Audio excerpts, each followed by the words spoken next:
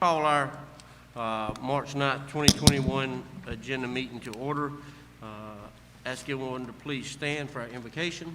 Councilman Woods, give our invocation.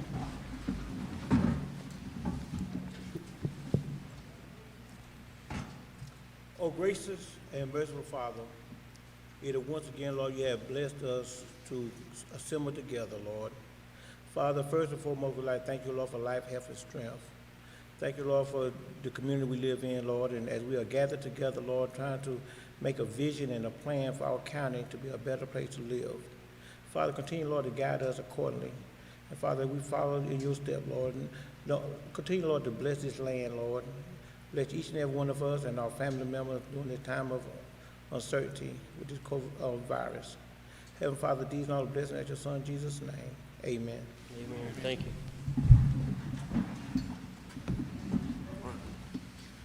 I don't know if council, if we done something right or something wrong, but there's a lot of law out there, enforcement out there, so.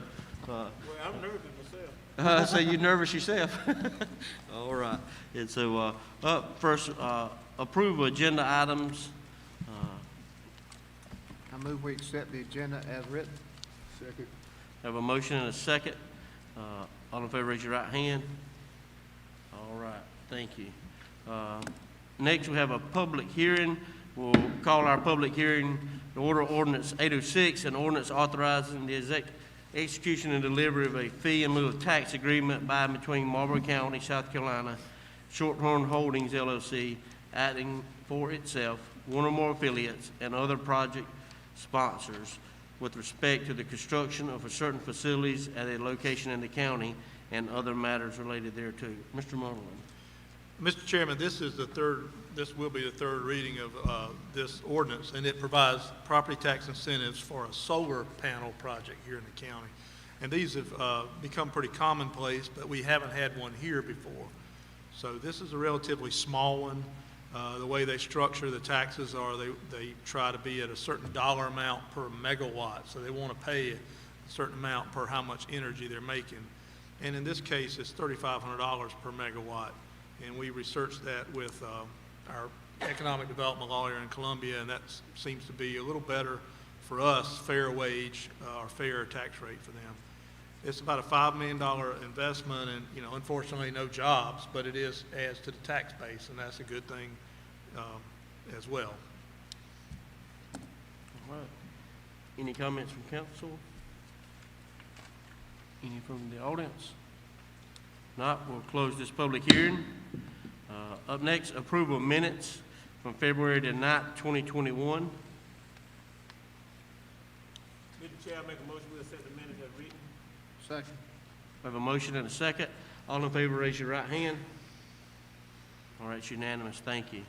Under old business, an ordinance 806. This is the ordinance from the public hearing we just heard, authorizing the execution and delivery of fee in lieu of tax agreement by and between Marlboro County and Shorthorn Holdings, LLC, acting itself, and this is the third reading. Mr. Chair, I make a motion we accept ordinance number 806. Have a motion and a second. All in favor, raise your right hand. All right, thank you. Ordinance 807, an ordinance to protect county roadways from unnecessary or advanced deterioration and provide penalties for violations. Mr. Carabo. Mr. Chairman, members of council, basically ordinance 807 is a road protection ordinance. It addresses three main issues that we've been having in the county. It's tractor trailers parking on county roads that are not designed for that kind of weight, and they cause excessive damage to the roads. Logging companies using our roads to access timber in rural areas and damaging the roads and not fixing them. And then ATVs being improperly operated on the roads, horse playing, spinning, digging holes, creating holes in the roads. This ordinance allows our codes enforcement staff to enforce and regulate parking of vehicles over 10,000 pounds on county-maintained roads.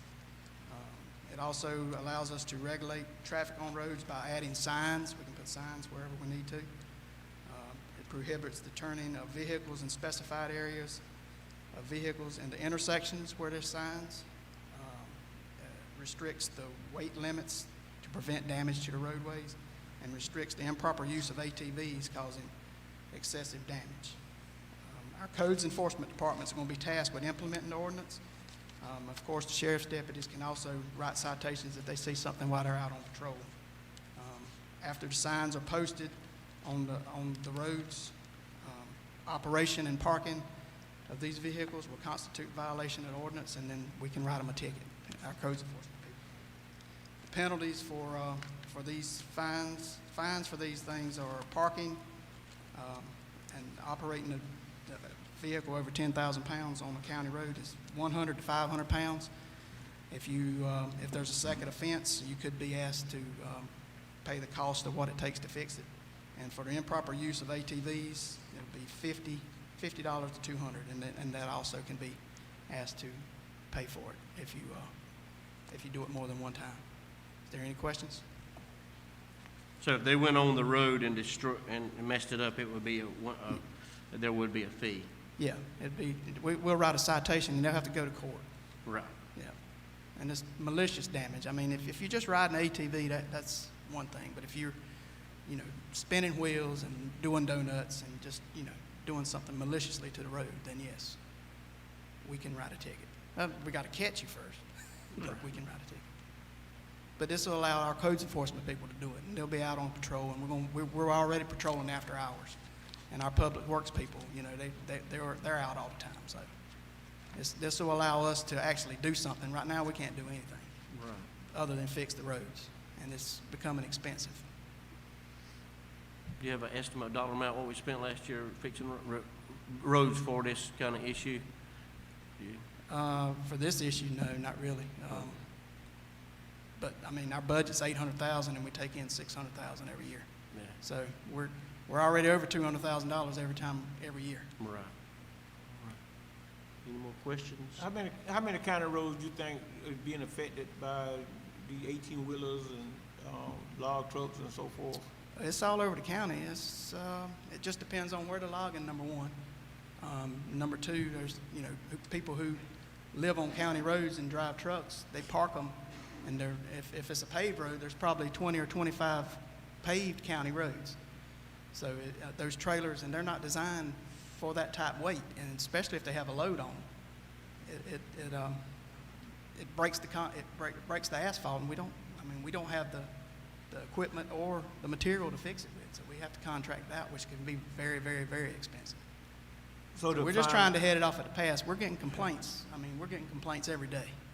So the fine will be for paved and dirt roads? Oh yeah, for any county maintained dirt road or paved road. So where would they park if they didn't use? Well, most companies have parking lots that they can park at, and there's places where you can lease parking space too. There's one out on the bypass, out where the old Crest building used to be. That big parking lot, yeah, people park out there all the time. The county provides those parking lots? Sir? Does the county provide those? No, sir. So we will fine them if they tear up the road, but we won't provide a place for them, an alternative place for them? No, sir. You can't do this on Yeah. the state road either, Yeah. Councilman Yeah. Drummond. We can't do anything to anybody. This is already, the state roads are already covered by this. But we've tried to get the highway patrol, because people are complaining about the roads being torn up. We got highway patrol, transportation police. They can't do anything on a county road because we don't have an ordinance. This ordinance at least give us the ability to do it. Now, whether we use it, how we use it is up to us. But it at least gives us the ability, if somebody's tearing up a road, that we can do something about it. We hear all the time about roads being damaged, and whenever you think about it, these logging vehicles, then you have to put EMS or fire back in there, and you can't get to them because of that. At least there's a way we can look at it. Yeah. So.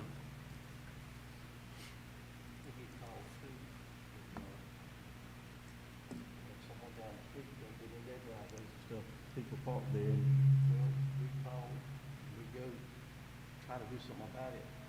They might quit doing it for 2 or 3 days, and they're right back doing it because we've got no way to, enforce it. Yeah, we can't enforce it. We can't enforce it.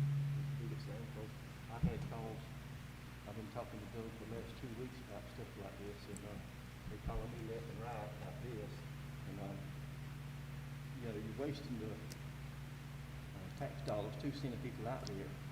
Keep telling them to do this, don't do that, but you can't enforce it. So this way, they should get the message that we can't do that. Most of our county roads are not designed to hold that kind of weight. Yeah.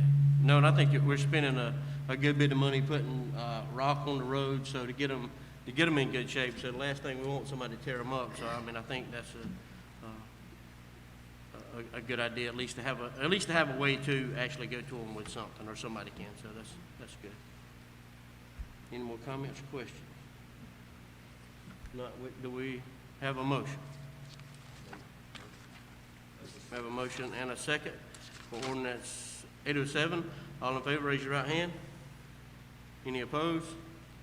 We have one objection. All righty. Thank you. Thank you. Up next, new business, ordinance 808, an emergency ordinance to declare a state of emergency in Marlboro County and other matters related thereto. Mr. Mullin. Hopefully this, Mr. Chairman, this might be the last time we haven't really had to use this, but I think it rolls every 60 days. So with some of the news coming out about the mask restrictions going away and that sort of thing, we're hoping this is the last time. But nothing's changed from the last, probably the 4 or 5 times you've done it already. All right. We have a motion? So move. Second. Motion and a second. All in favor, raise your right hand. Thank you. Up next, ordinance 809 says a ordinance authorizing conveyance of a 1.5 acres, more or less, of real property owned by Marlboro County located at the industrial lane to Project Ox, and authorize county officials to take such action as necessary to effectuate the purposes of this ordinance and other matters related to thereto. First reading. Mr. Mullin. Mr. Chairman, this is a good news item. We typically don't name the company until the last reading, but you can pretty much figure out which one this is. It's a company in the industrial park, and they want to expand one of their buildings, and it's really close to the property line. The county owns the property on the other side of the fence, and so they need some space to build the building out. It'll create 25 jobs, so that's a great thing. It's something we're after all the time. So what we're asking council is that pass first reading, and then we'll have to go out there and get a surveyor to go and mark it and figure out, exactly what the acreage is. So this is sort of a more or less acreage number, but it should be around 1.5 acres. And so this is a good thing. We ask y'all to approve first reading. Questions? Not? We have a motion. Do we have a second? I second. I have a motion and a second for ordinance 809. All in favor, raise your right hand. It's unanimous. Thank you. A resolution 032101, a resolution authorizing submission of the application by Marlboro County for airport grant from the state of South Carolina, adding through the South Carolina Aeronautics Commission in the amount of $6,342, and authorization to accept grant if awarded. I think this is kind of a cookie cutter thing that we always. Yes, sir. We have to update our stormwater plan out there. There's a lot of pavement and all that, and so you have to have a plan of where that water's running off, same as you would for a shopping center or anything like that. So we've had to update that, and the consultant we use for grants is getting that money back for us. So we spent about $10,000. This will get about 60% of it back, and the rest we had to pay. So this, again, is a good thing. It's recovering some taxpayer money. Any question? We have a motion Second. and a second. All in favor, raise your right hand. It's unanimous. Thank you. Resolution 032102, a resolution designating the month of April as the South Carolina Fair Housing Month for 2021. Mr. Mullin, anything other than that, other than the resolution, just what it says, designation of the month of April? It's just, we do it every year in April, and it's just, a resolution encouraging fair housing and following the rules applying to that. We have a motion for that. So move. We have a motion and a second. All in favor, raise your right hand. All right. Up next, a resolution consenting to the execution and delivery by Dillon County, South Carolina, of the fee in lieu of tax and special source credit agreement between Dillon County and Dillon Inland Port LLC, a Delaware Limited Company, in connection with Dillon County's provision of certain incentives to the company relating to the company's development in Dillon County and other matters related thereto. Mr. Mullin. Mr. Chairman, you know, as we've talked before, we are partners in the Tri-County Industrial Park next to Harbor Freight in Dillon, Marion, Marlboro, and Dillon County. And so there's been a new building there. If you've gone that back way to Dillon, you've seen this huge new building in front of Harbor Freight. It's about 350,000 square feet, huge. And before they could even get through with it, they have someone to move into it. And so it will have some job creation, and it will certainly have a lot of taxes to be paid. So Dillon County, since it's in Dillon County, they have to do the deal, but they asked the two partner counties to endorse the deal, or, you know, just to say we're go along with it. And the agreement that they've entered into is the same as we would do here. It provides some tax incentives, and in the end will result in some revenue for us, because we get a part of that money when it comes back here. So this is a good one as well. It's in Dillon, but it's something we'll benefit from. All right. Any comments? No, I approve, I move that we approve this resolution. We have a motion and a second. All in favor, raise your right hand. All right, it's unanimous. Thank you. Resolution 032104, resolution authorizing the county administrator to enter into a contract with Carolina Bank and Trust Company for the purchase of lot and building at 300 East Main Street, Bennettsville, South Carolina. Mr. Mullin. Mr. Chairman, I'm passing something down to you. We're going to do it on TV, but I think it's not worth looking at for this part yet. Mr. Truman. I'll wait till everybody gets it.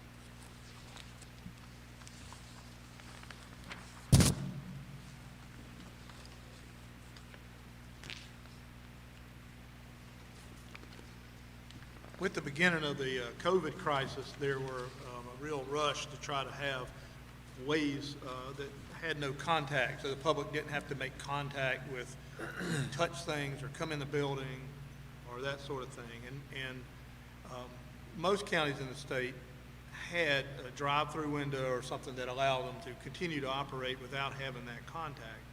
We don't have that, and so we ended up spending a good bit of money on plexiglass and things to try to, you know, to make it work.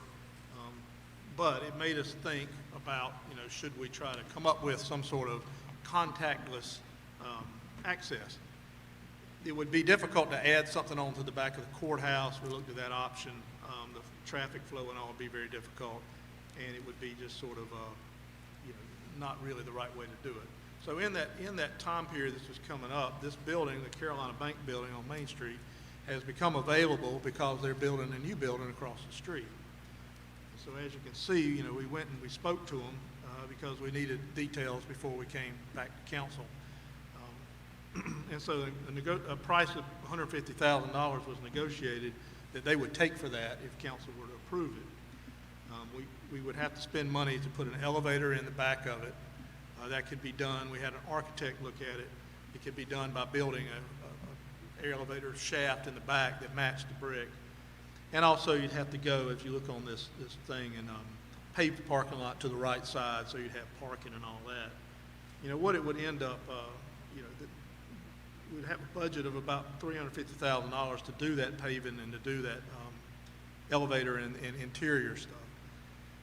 But you would end up with something that not only would provide COVID protection, but would also provide a very, very convenient way for folks to come pay their taxes without having to either pay the post office to mail it or come in the courthouse building, which, you know, is not the easiest thing to access and has limited parking as well.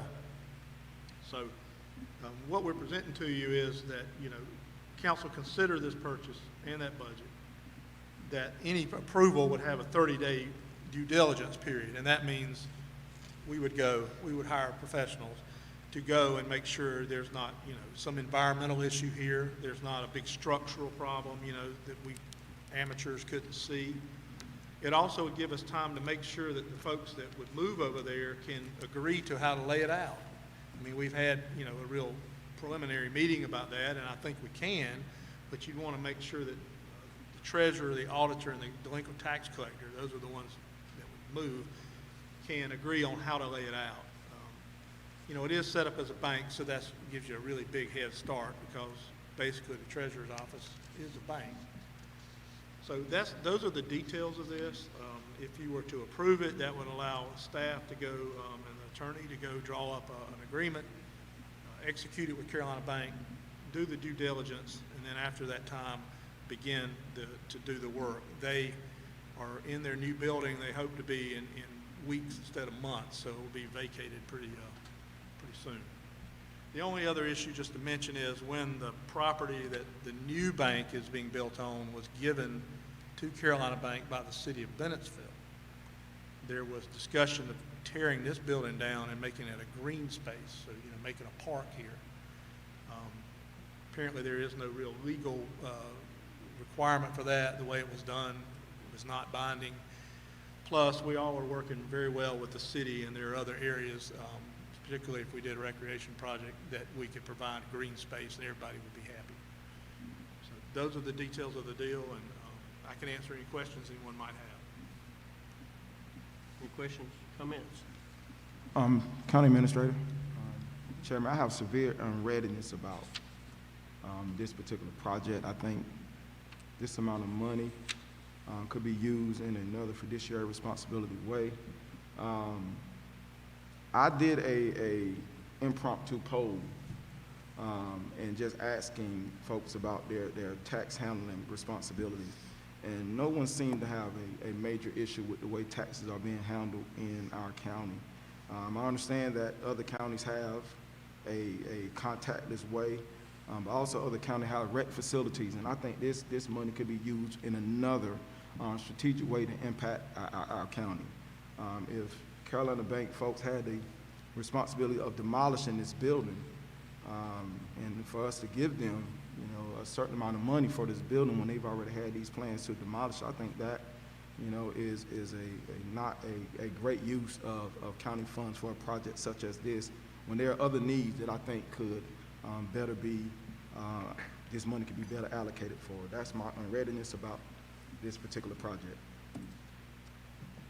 I hear what you're saying, and I've had people to call, whenever this crisis came about COVID, about how we could get to people to pay their taxes and stuff without entering the courthouse. So, there's going to always be things, and talking about recreation, there's a thing down here about recreation project. Not a facility, though. Well, all of it takes money, so yeah. So this is as far as a building that would hopefully our elderly. We don't have a place for our elderly to get to pay taxes, so our kids can play the sports. So that's how we're going to generate some of it. So, but our county's not losing any taxes right now. I've polled them, and I just asked just the impromptu, about their tax paying responsibility, and I had not one person, say that they had a problem or issue with getting their taxes either through the online process that the county has, either through getting out and going into the tax assessor's office. So I just think to spend this considerable amount of money on a project like this when there's some other pressing needs that I think that we can come together and collaborate and coordinate with the city and other organizations in this county. We did a fantastic job during the COVID vaccination process of collaborating and utilizing all of our resources together. I think this is the opportunity to continue with that process. It's been 25 years, almost to the date, since the community center, recreation center idea was demolished through the city. Almost 25 years. I was at that meeting as a 17-year-old recreational basketball player. And it was disheartening to me and to see 25 years later we hadn't addressed such an important issue in our county. I think this is an opportunity for us to utilize this money and collaborate with other organizations and other entities in our county to ensure that our children are given a recreational space indoors with other opportunities for recreational activities, not only for our children, for but for our older adults and our adults, I just think that, you know, this amount of money at this time and at this juncture in our county could be utilized for another project that will encompass a better use of this money. We do have, myself, go ahead, I'm sorry. Me myself, I'm torn. I like both ideas that Dr. Johnson made some good points, and I love the you know, the blueprint. What's my concern is if the city were going to tear down the building, they were going to be spending somewhere between $75,000 to $100,000. I'm guessing to tear the building down and dispose of the waste, the bricks and everything else. And now they're going to get $150,000. You know, we were going to say they were going to tear it down anyway. They're going to the $150,000 purchase price. We is in a better position to renegotiate that $150,000. Because if we don't buy it and they tear it down, they're going to spend somewhere between $75,000 to $100,000 just to get rid of it. There's some confusion here. Nobody's going to tear the building down. Oh, so the building was going to tear it down nowhere? Let me, Okay. to the best I understand it, let me try to explain it. So, I guess, you know, we weren't all party to it, that Carolina Bank or somebody went to the city and said, we want to build this new bank and across the street, and they want to keep it in town. And the city said, well, we'll give you where the police department was, you know, and they tore that down. And there's a letter that says, oh, well, Carolina Bank, because you gave us this building, will tear down the old building when we move and make it a park. But there's no, you know, we looked at it, there's no legal thing to make them do that. It was done in a way to where it was not binding. And Carolina Bank, quite frankly, has no intention of tearing it down. If the county were not to buy it, they would try to sell it to somebody else. And the other thing is, to tear this building down would be, you know, a good bit of money. You know, I know we had a quote on tearing down the old library down here, and it was like $65,000. So we've had a lot of discussion with them back and forth, Carolina Bank, and they do not intend to tear this down. So I'm sorry if I said it where it was confusing. The other thing is, Councilman Johnson, this and doing recreation are not mutually exclusive of each other. And I think there maybe is a perception that this is a one-time opportunity to have money to do something. I mean, there's a pretty big proposal that was on the agenda, and there are potentially other revenue sources. So it's not necessarily mutually exclusive. It doesn't mean you do this, you can't do that. You know, that really needs to be said. Other than that, I think, you know, obviously council needs to weigh whether they want to do this or not. You know, that's y'all's decision. I just want to make sure the facts are out there that nobody's tearing it down, and money's not falling out of the trees, but it's not necessarily mutually exclusive. You do this, you can't do recreation for 5 years. It's not like that. You know, the other thing too is, that piece of property in that building would have way over $500,000 in it if you try to do everything. You couldn't build that building for $500,000. You know, so, I'm looking at it as a good investment for the county, I said. They need some stuff done down there, for $150,000, you taking some parking that we need from there. You couldn't build a parking spot for $150,000.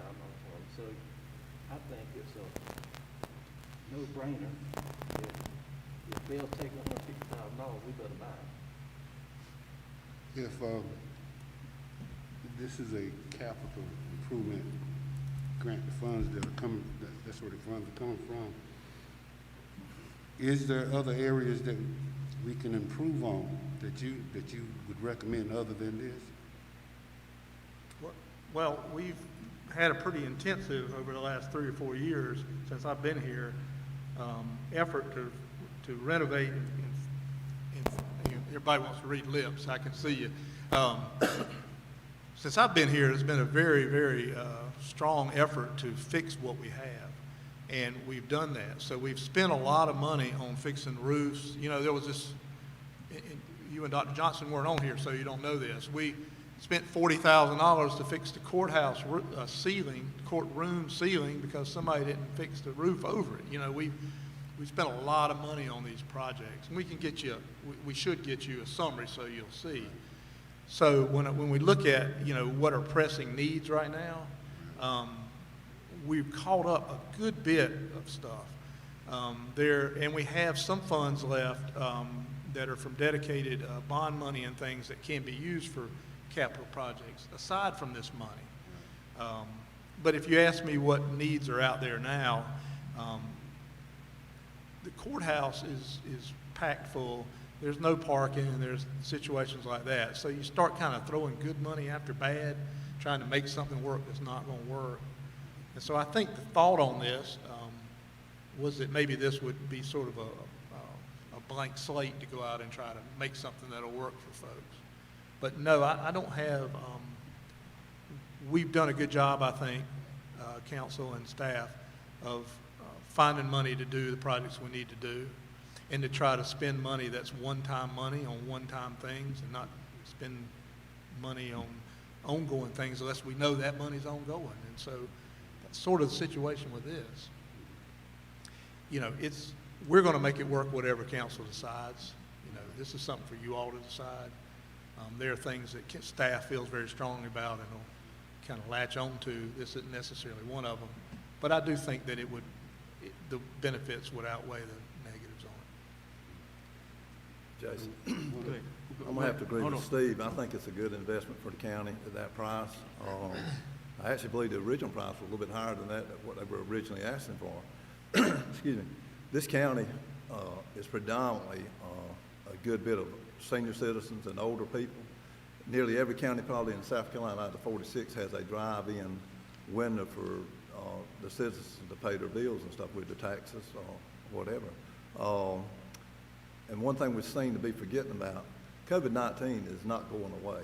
You know, sure, things are looking good right now. People are getting vaccinated.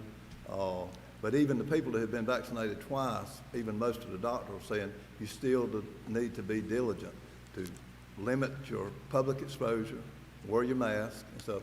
And this is a way that we could get a lot of our senior citizens a way to pay their bills where they would not have to come in personal one-on-one contact with people. Talking with the state a couple of weeks ago, 86% of the people in South Carolina that have died from COVID-19 were in the 65 to 75 year range. And we have a lot of people in that range. The less contact they have with people, the better chance they have of surviving. And I think a drive-in window would certainly take them out of the realm of having to meet people one-on-one. You know, if you've been around the tax office when it's tax time, it's wall-to-wall people, you know. And if somebody's got the virus, particularly a young person, they could give it to half a dozen people, and they not even know it. So to me, it's a good investment, not only from the money standpoint, from the standpoint of we're still going to be dealing with COVID-19 down the road for probably years to come. And I just think it's something we need to keep in mind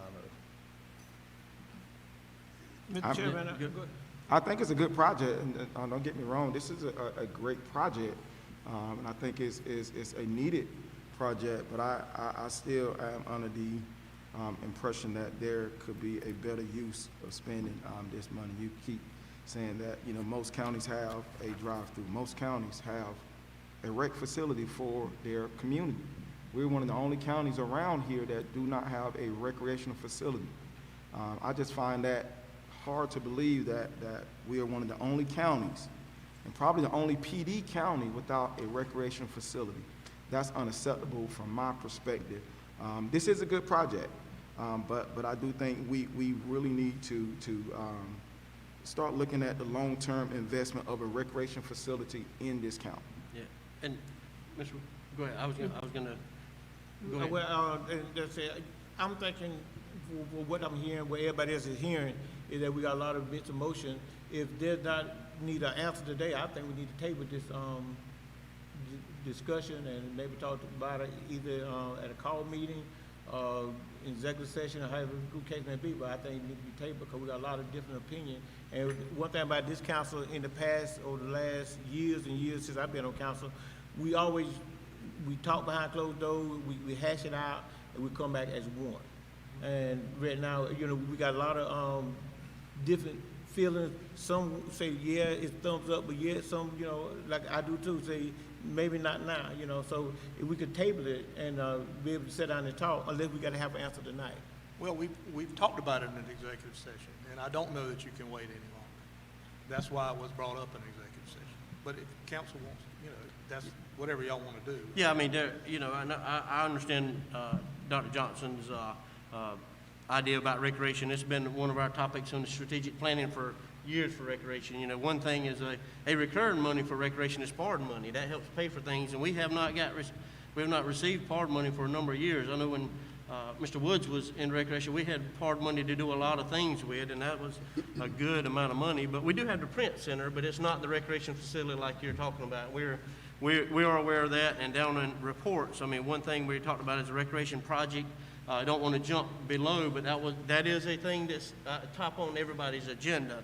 But we just don't want to hinder one thing being positive and trying to bring in another thing along. You know, and I understand we have, you know, mixed feelings about it, and you know, but if we don't have a time, we'll have to. I think we've discussed it a while. I think we just, you know, if it's a good thing, it's voted in. If it's not, it's not. I mean, you know. Not to say it anyway, I think just, you know, if you give it time, you know, and they're out and somebody else gets it, then we're still out of we could be out of a building. You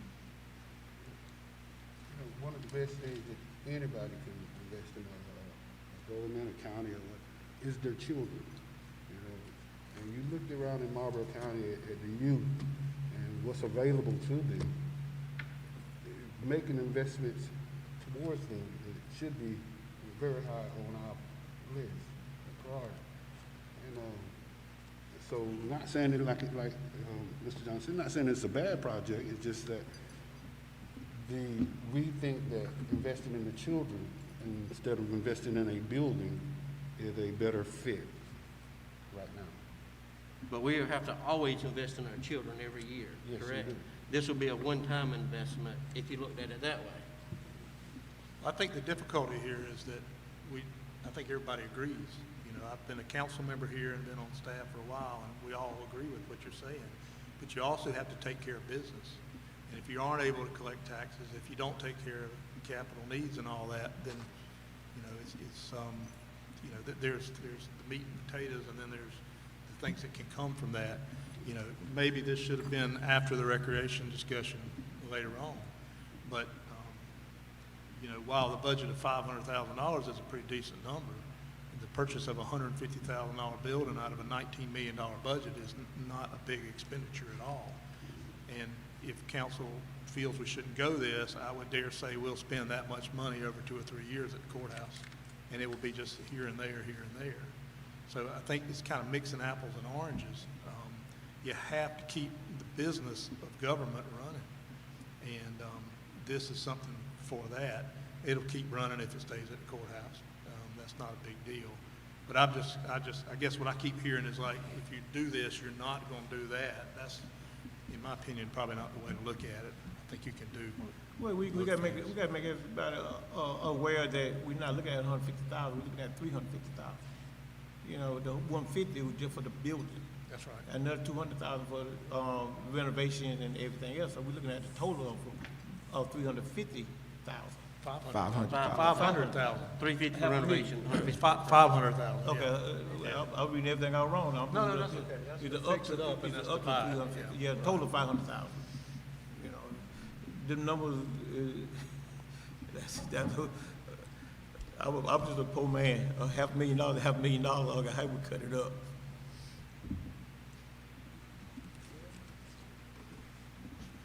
I'd say I'm in favor of purchasing a building. I think it's a good use of a building that's going to go vacant, and that the county can make good use of. And like Steve said, I think the value is certainly there.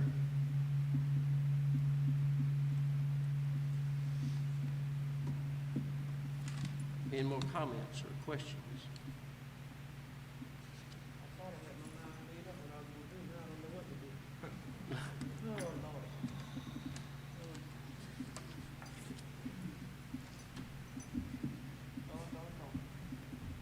Well, from the administrator said is we have to make a decision tonight, so either it's a, Well, yeah, it's, you don't have to make a decision, but it'll be, you know, somebody else could buy it, and nothing's going to change between now and next time you consider it. I mean, the facts are here, we've done our homework, we've gotten estimates on the, you know, the fixing it up thing, so there's not really, you know, anything different. It's not, we can't buy it cheaper, we couldn't put a, I mean, I think if you did, I think y'all would probably agree that if you did it, you wouldn't want to do it halfway. You wouldn't want to not have an elevator in there or have a teeny thing or like that. So it's kind of a, this is what it is. So.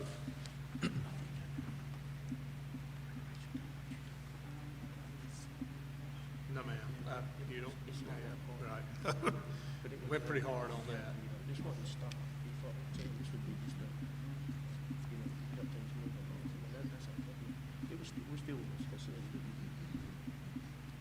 as I was saying to Mr. Johnson is, you know, our discussion of recreation project, we still want a facility. We're not, you know, we still want a recreation facility. So, I mean, it wasn't, I mean, I'm like, yeah, we should have showed the recreation thing before we got here, but we still want a recreation facility. We believe, and that was one of our top things in strategic planning. We've been doing strategic planning for, I guess, 6 years, and recreation has been there from the beginning. I think the project we're going to discuss was from 2016 that we talked about, and then a facility was involved in 2016. So it ain't that we don't have that. You know, we've been pushing towards that. We just hadn't got that. And there was one thing that stopped us from moving forward with that. So, and there may be some options, you know. So. Well, and I will say that $500,000 will do one ball field. So I understand the seed money idea of it, but it's not going to accomplish that goal. As you'll see, the goal of what I think Dr. Johnson wants and all of us want is about a $8, $9, $10 million project. And you know, with some different ways of getting the money, it could be done. So this, to me, is more of a maintenance item, meaning it's just something we have, you know, something that'll keep the things flowing in a better way. We're not paying money to keep patching something we've got. You know, Mr. Chairman, if it's appropriate, I would suggest that maybe you table it temporarily and bring it back up after the recreation project, if that makes people feel more comfortable. The project discussion in a minute, you know, so you kind of see where we're going. Dr. Johnson and Mr. Stroman are new here, and I know we have to kind of get them caught up, and, you know, this will catch them up a little bit. If that's y'all's call. Yeah, I think Mr. Woods was talking about tabling. I mean, that would, if we could show some, I mean, we don't want to stop progress because we want to continue to make progress. And I think that's what all of us up here want to do, you know. And so, yeah, I mean, I think, how would we do it? Just table it until after the discussion? We'll just table it and. Yeah, I think you could amend the agenda, or you could just table it and then bring it up at the end. We'll table it until after we hear reports. How's that sound? Somebody vote to do that. Yeah. I think it's appropriate. Yeah, I move we move this to after the discussion of the recreation plan from 2016. Right, we have a motion. Do we have a second? All in favor? We have a second. All in favor, raise your right hand. All right, it's unanimous. We want to try to stay as unanimous as much as we can. So, all right, we'll table that. Good discussion, and so that's what we want to have. Next is G is discussion of scheduling a spring cleanup event. Mr. Mullen. I'm sorry, was that mine? Yeah, spring cleanup event. You know, we've had these cleanup events in the spring and the fall. The one we had last fall was sparsely attended. I think COVID still impacts it. So there is some thought about doing something this spring and trying to do something with the city involved. We talked to the city administrator, and, you know, with some advance notice, he feels like they'll be very active about it. We had several dates, starting with April 24th, which is actually pretty close, and then May 15th and 22nd. Mother's Day is the 9th, so you probably don't want to do anything then. And then Chairman Steen had the idea of trying to focus on the main corridors of the county. So instead of having everybody scattered out, try to at least focus on the things we see all the time. And then if folks, you know, want to get their neighborhood, that's fine too. So we don't necessarily need a decision from council, other than if we're going to continue to do this as we have, we need to come up with a date. And so that can be now, or y'all can let Ms. Bundy know your preference. Either one's fine. And the idea of the main corridor is when people come into our county going to the beach, I mean, they come down number 9 and through, go down 38. That's, you know, that's where we get most of our traffic at. And so, they don't drive the side roads. And if somebody was gonna invest here or wanted to move here, the first thing we'd want them to see was a nice, clean, gateway. And so that was kind of my idea of the main, roads. At least if we got those cleaned up and, when you first drive in, you would kind of see, that, you know, that would be a first impression. Do we look at the week after Mother's Day, that'd be a couple weeks before, Bike Week, for Harley and, Memorial Day weekend. That'll probably be a ideal weekend after Mother's Day. Is that 15th? Yeah. 15th. Cause you got, Harley Week with the 22nd and Memorial Day the 29th, so, Thinking about the 15th. yeah, I think that'll probably be the ideal, the best, you know. Of course, we gotta do a rain day, just to do rain, but 15th would be a good initiative. That's just my thoughts. Yeah, we'll see what we can do with that date, make sure there's no other conflict, and if that's kind of a date, we'll try to move for there. Okay, we'll do some more work on it. We'll send out an email about that. Please do let us know if you see something when you go back and check that you're missing. All right, up next, appointments, the boards and commissions. A is consideration reappoint Ms. Claudette Hooker to serve as Housing and Community Redevelopment Authority of Marlboro County Board. I think that's the board that they recommend somebody to us to put on there. And, That's you know, correct. that's their recommendation, that they do a good job and they want to continue to have them, so it's kind of a at-large seat. What's do? Do we have a motion? We'll take that, and if there's anything else, we'll add some more. There's a We have a- printed list somewhere. Yeah, we have a list, everybody has a list of vacancies and everything that's on there, so. Well, there's some things that I think different council members have responded with, you know, that they want to do somewhere. If you want to do them all as one, or if you want to do them separately, either staff's okay with either one. We'll do this one, then we'll tackle all the rest of them on the next page together. How's that? All right? You had a motion for Ms. Claudette? All right, have a motion, we have a second? All right, all in favor, raise your right hand. All right, thank you.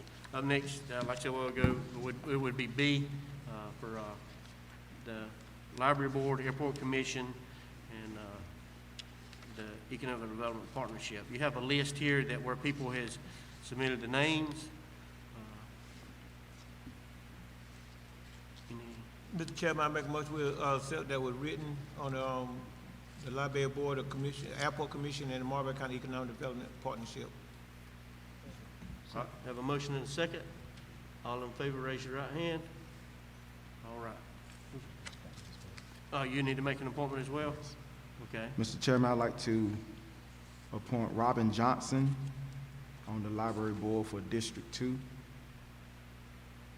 And I would also like to reappoint Mr. John Nobles to the Airport Commission for District 2.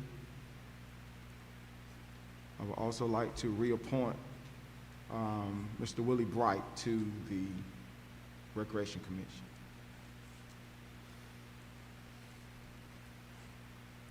All righty. Any more from council? Mr. Chairman, Mm-hmm. I'd like to reappoint Ms. Sue Rogers to the Library Board.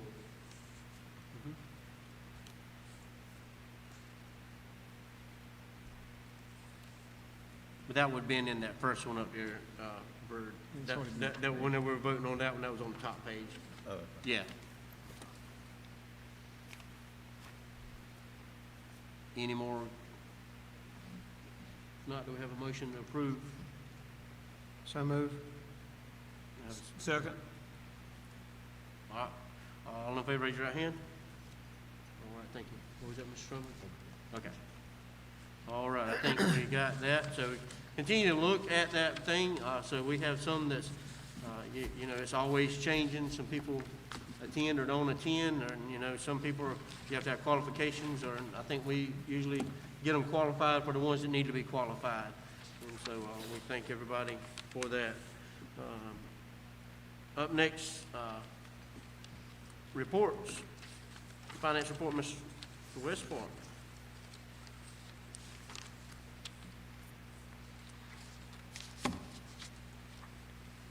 Mr. Chairman, council members, Mr. Munlin. You have the report in front of you. This covers the first 8 months of our budget year, which ended February 28th, 2021. And at that date, revenues were $8,831,915. Despite COVID-19, revenues for the current fiscal year are actually exceeding our prior year by probably about $50,000. So I think that's good news. You can see general fund expenditures through February 28th total $7,431,747 of a $12,038,883 budget, or 61.71% of budget year to date. So we're under where we would expect to be at this point in time. As of that date, the county has $6,057,387 in cash in the 4 general fund operating accounts. So I don't know if there's any questions. I'd be glad to respond to those. Any questions? All right, thank you, Mr. West. Thank you. Mr. Chairman, I'll handle this next one for tax. Okay, go ahead. In the interest of time, this is just, Mr. Kepley's here, but just to keep things flowing, every 4 years, the state requires us to do a revaluation of property in the county. So to set the value of your home or your business or those sort of things. And so this is a year that happened. Now, what Mr. Kepley's done and his staff have worked very hard is to try to make that more fair and equal. It's pretty easy to set a value on a car because you have the NADA book, some of y'all know what I'm talking about, or a Kelly Blue Book. It tells you what cars worth. Pretty easy thing to do. But for property, there's also books or sources that help set that value as well. And in our county, when you look at things, when you look at the list of property, even people in the same neighborhood or down the street from us, very different. So the effort's being made to get those things equal. The other thing is that a lot of those values are very low.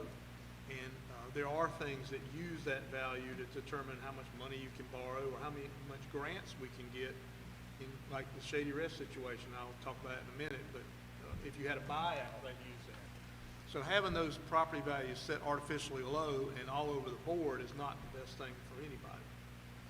So what's going to happen with this law, this thing that's required by law, is some of those values will go up, but that does not mean that taxes will go up. Some of you have been around here a little bit longer than others, and some of you guys are new, so it's important to explain that.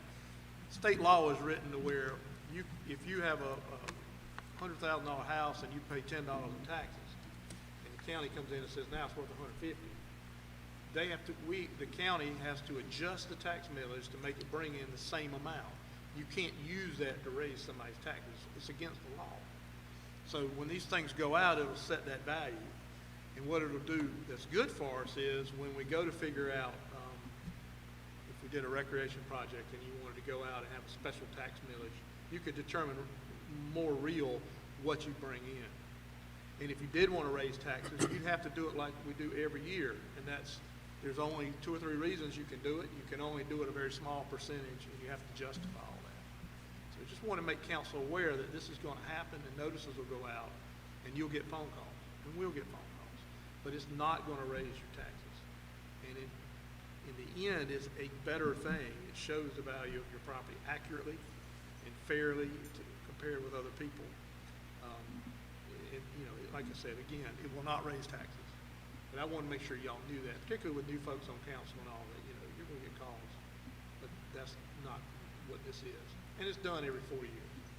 But some of you, Councilman Wood, have been through it a few times with calls. So no vote, no action, just a heads up. All righty. Next, you continue with recreation project. We're going to try to move this TV around a little bit. So give us just a Mr. Chairman, before you get started, I prepared a statement in regard to the, to be recorded by the clerk. in regard to the 2016 project. The 2016 recreation plan being reviewed tonight includes an indoor facility that was proposed to be located on Parsons Street next to the county library. This proposed site includes property that I own. I was not on county council at the time this was proposed, but since I am now, I must recuse myself from serious discussion of that site from any votes on the overall project as long as property I own is being considered. I ask that this statement be recorded in the minutes. Thank you. Mr. Misley? All right, we had, we had talked, and I know whenever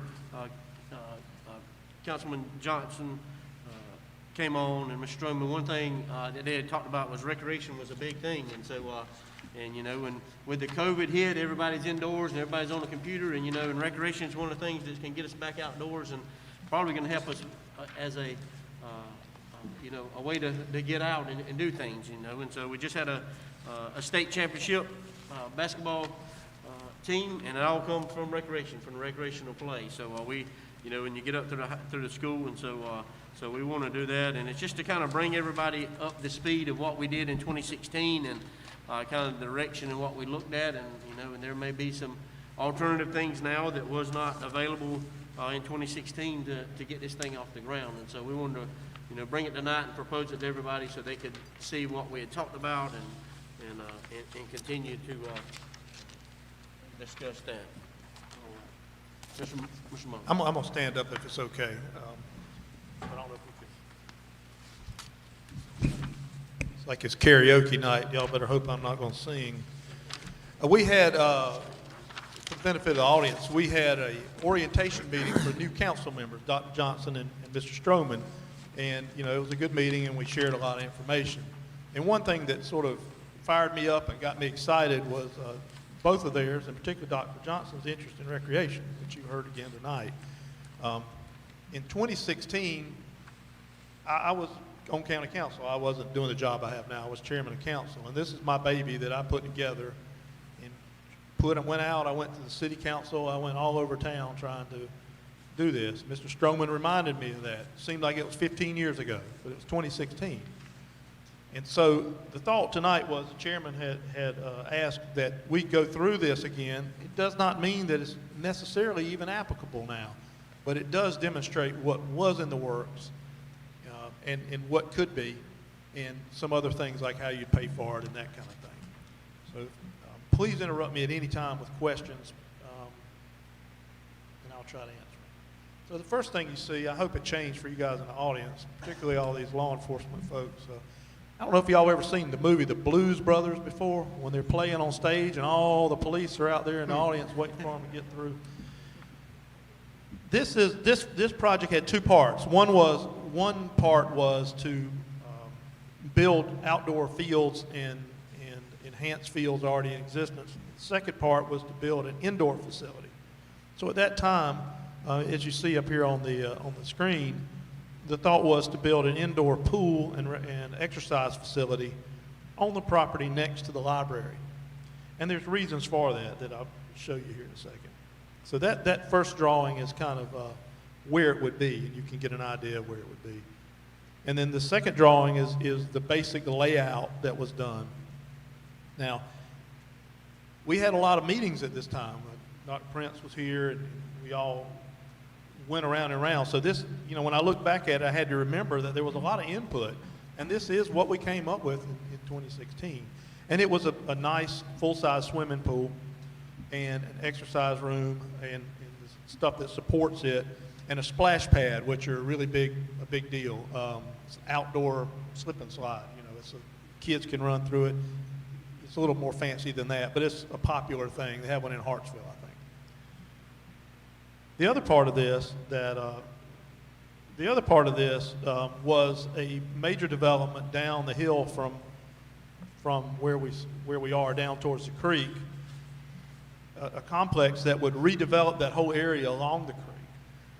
And you can see, one conceptual drawing of this. To try to get your bearings of it, the tan oranges building there is the old hospital that the county building's in. The street next to it's Hospital Hill. So that kind of, I guess people still call it Hospital Hill, that kind of tells you where we were. And I won't go too much into this, but it gives you an idea. This is, I think, the last version that we had. County and the city own a lot of this property. There's just a few parts that aren't. And I'll explain in a minute that there's an interest on the city's part at looking at this as well. So, and you have a printout of this, so I'm going to move to the notes. So why did we look at the downtown Bennettsville? It's the center of the county. It's a focused use of limited resources. We have a tendency in this county to go build something new and leave something old to fall apart somewhere else. And that's not contributing to the overall image and ability to get people to move here. So if everybody has a little piece, instead of having one really nice thing, it's not really accomplishing anything.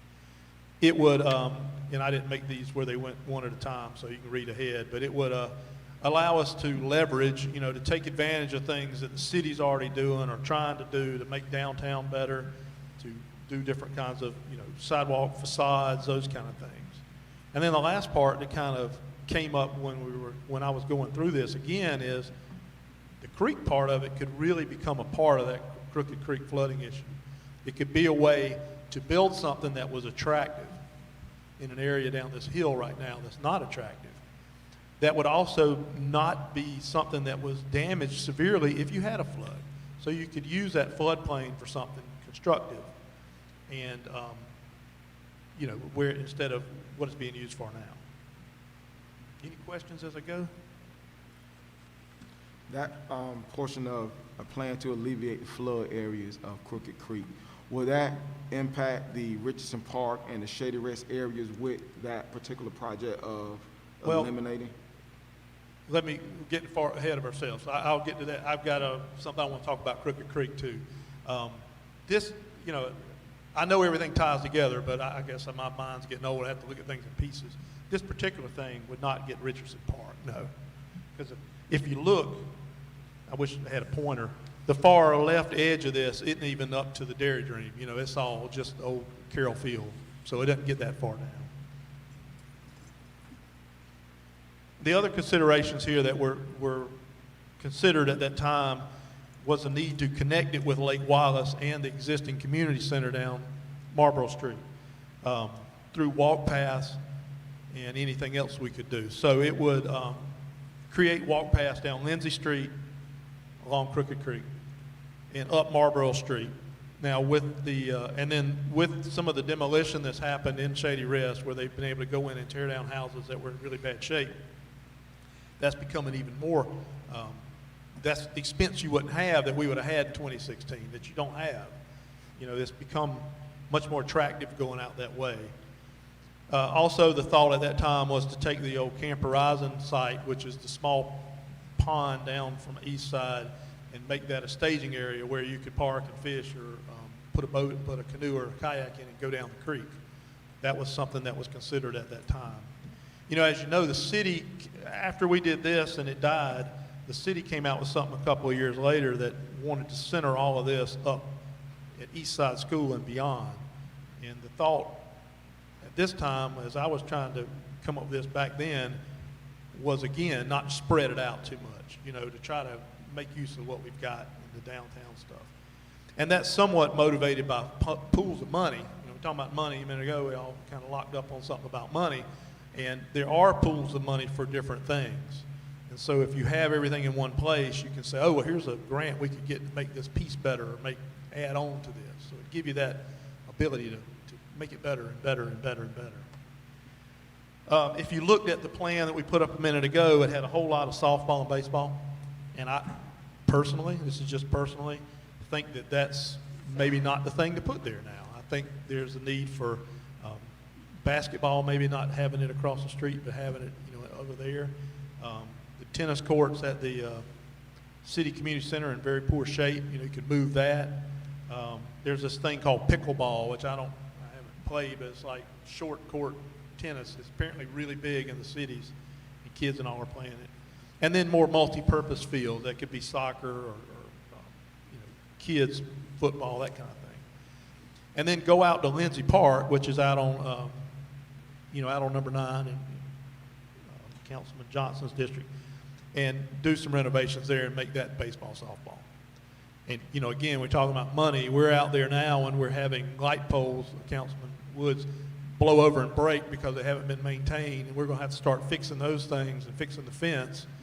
If we did something like this, you'd almost come out about the same amount of money to take it all out, put the fields, you know how the fields don't line up, you know, like people want them, and fix all that and make that the place you go to play softball and baseball.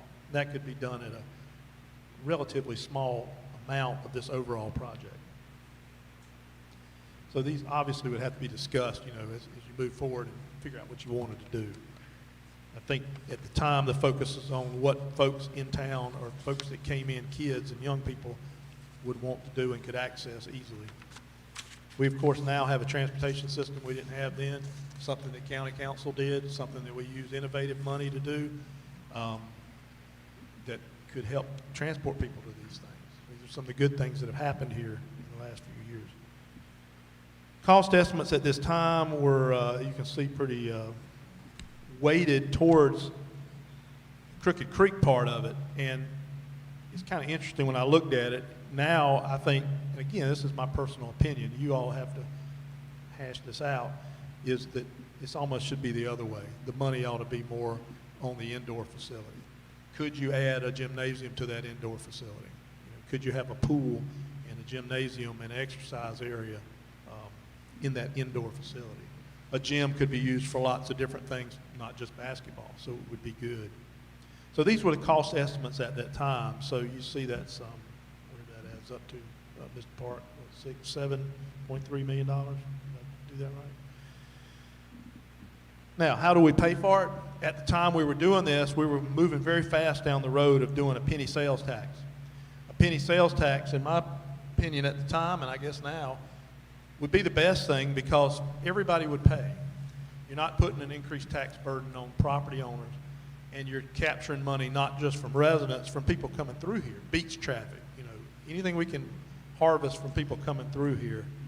It would require a vote by the citizens to do, and it hit a brick wall when we discovered that the way the state law was written, it applied, the state law, there are state laws that apply to every county in some cases.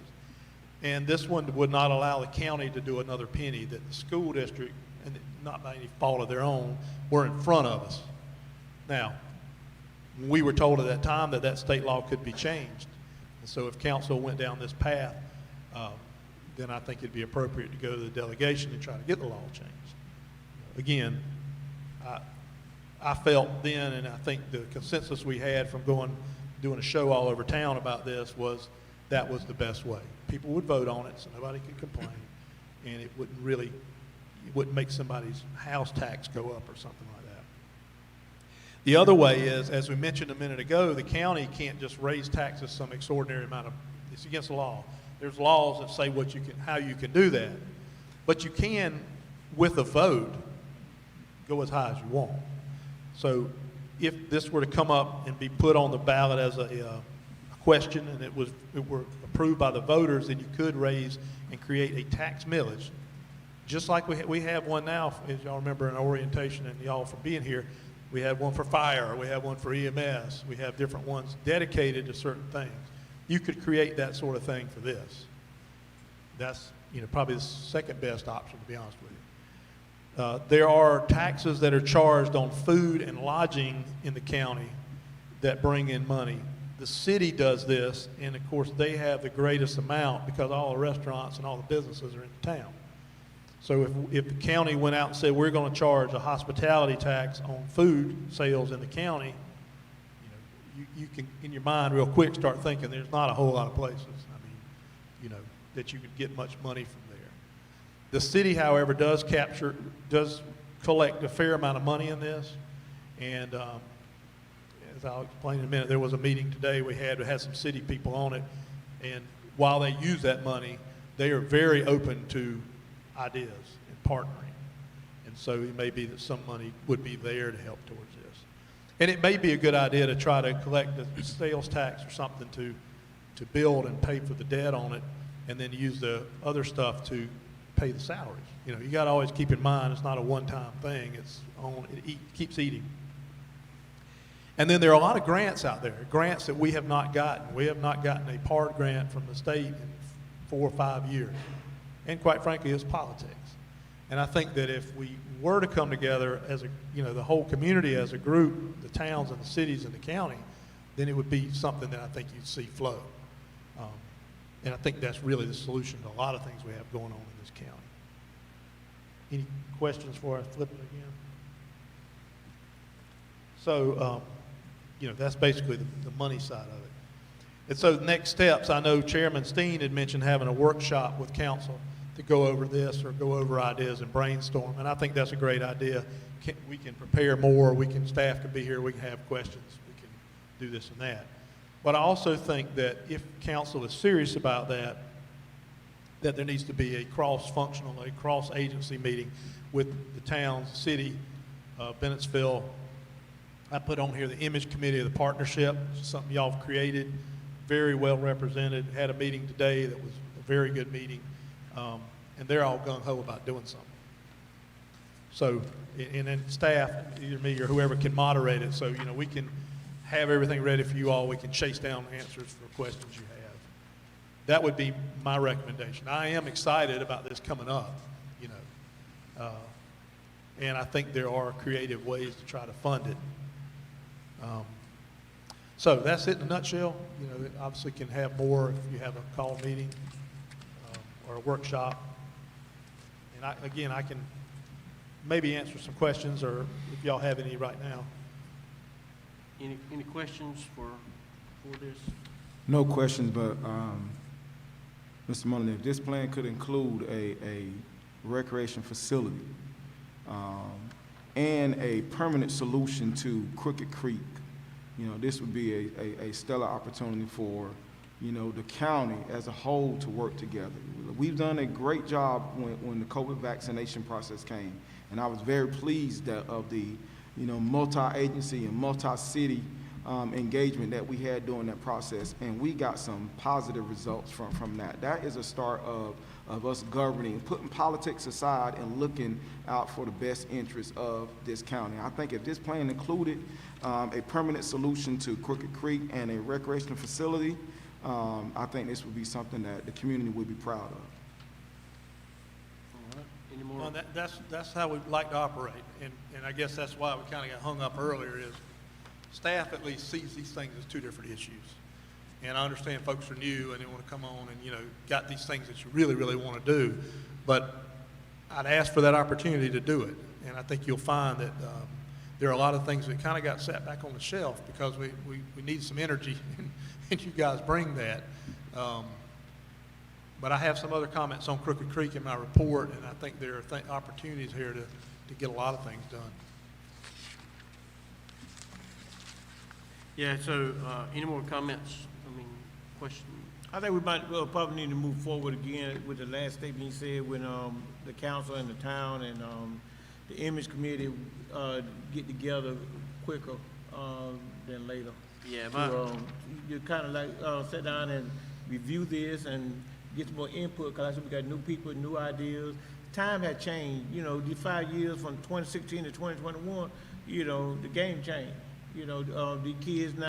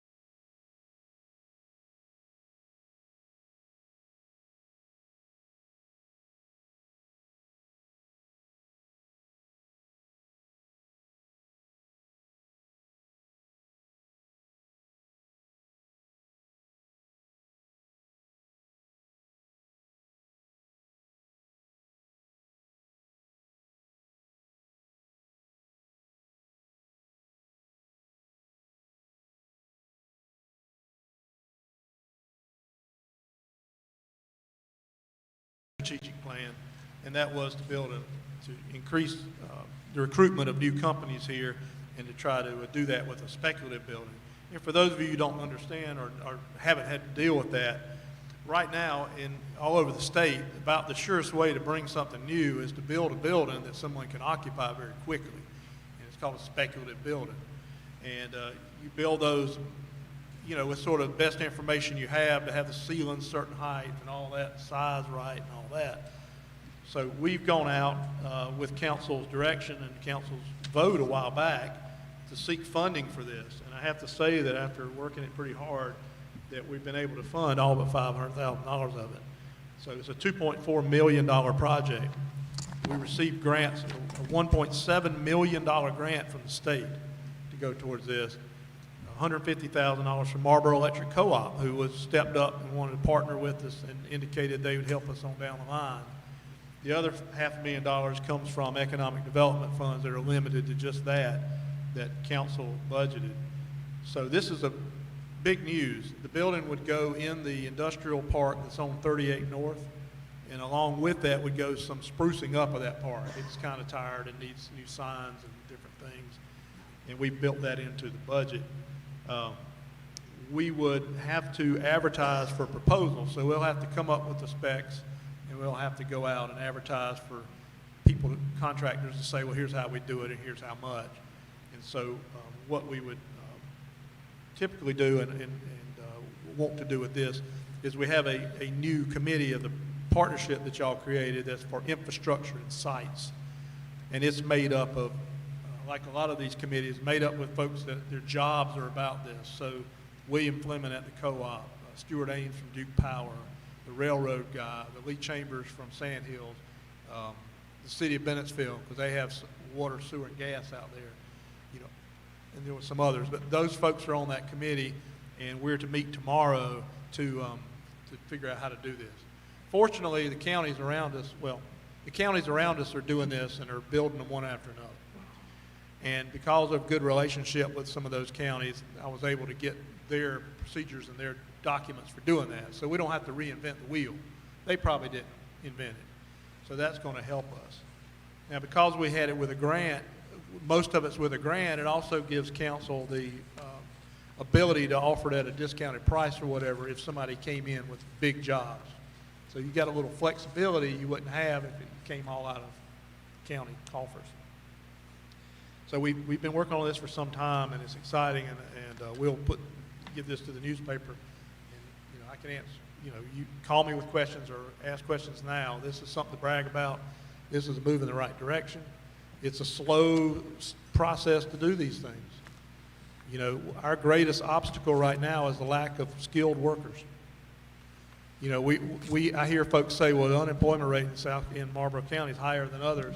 And then when I call industries to talk to them, without exception, they're all looking for people to work there. And so, not to get on that tirade, but there's other activities going on to try to get workforce training and do that sort of thing. Again, it's all about our young people. So anyway, this is good news, and we're excited about it. There's a picture on the back of where it would go. Please let me know if you have any questions. All right. It's always good news, so that'll be released, and so hopefully with that spec building, and once we get it up, we can announce some jobs coming, so that will be a positive. We've got to have something to be able to show, and the only thing we have now is field, so we don't have any building, so we thank you for that. Next, Administrator's report. Yes, sir, and I'll try not to be as long-winded, get on a tear with things I get excited about. Our employee service anniversaries this month, 5 years or more service, include Vanessa Dowdy with 10 years, Brandy Ritter with 5 years, Ronald Covington with 26 years, Lawrence Brand with 18, Bobby Sue Latham with 16, Dwan Bostic with 17, Kevin Thomas with 11, and Bobby Joe Grooms with 5 years. So if you see these folks, please congratulate them. These are the folks that keep things going. We have a couple of upcoming events. Again, as we do every month, we help at the community kitchen. Mr. Keith Hughes is doing that tomorrow. Also, a reminder that you all have to fill out your ethics report by the end of the month. If you're new and or even if you're old and you need some help, Ms. Bundy or I can try to help you with that. Don't miss it, because they will find you. Administrator's report. We were excited this week to see this CDC, you hear about it on TV all the time, the Centers for Disease Control, put out a statement that folks that have been vaccinated can be indoors with other folks that have been vaccinated without a mask. And this is a huge step forward for us at the county. We have a lot of folks in our organization that have been vaccinated, and it is very difficult to meet with these masks on and to meet by Zoom and all that.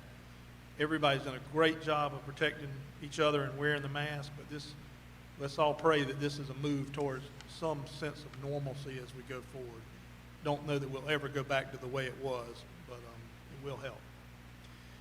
COVID-19 testing, you can still go to the local health department and be tested during the week. Palmetto Family Medicine in Sherrall is still doing that, and that's a rapid test, I believe. So if you need to be tested or somebody you know needs to be tested, those are where you can go have that done. I don't have one to hold up, but we did our county newsletter like we talked about, another one of the strategic initiatives of the county council, and it went to every household in the county. It's a quarterly newsletter.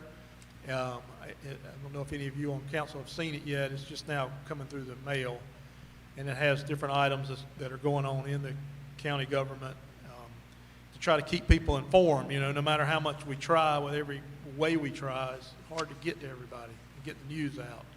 So this is an idea that we want to try. We want to thank Lynn McQueen. She used her skills to get this written and laid out and printed. And we would ask council for any ideas you have for future content or any citizen feedback you receive. We want to make it better and better and better. You see a note here about the city-county agreement. As the veterans here know, and the new folks may not know, is that the county has an agreement with the city of Bennettsville where we share services for 911 or the jail or trash pickup or fire service, different things. And we negotiate that every few years.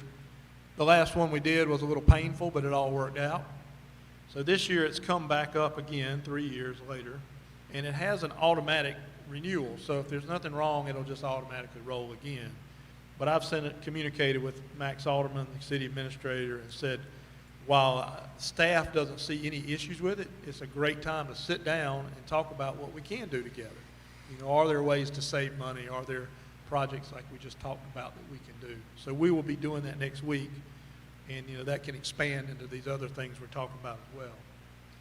So not a contentious issue, but it's a good reminder that pops up on the calendar to sit down and talk. With regards to vaccinations, I echo Dr. Johnson's comments. I can't thank Steve Akers and Jane Rogers from Charity Trust for the work they've done, a lot of other people too, to put these events together.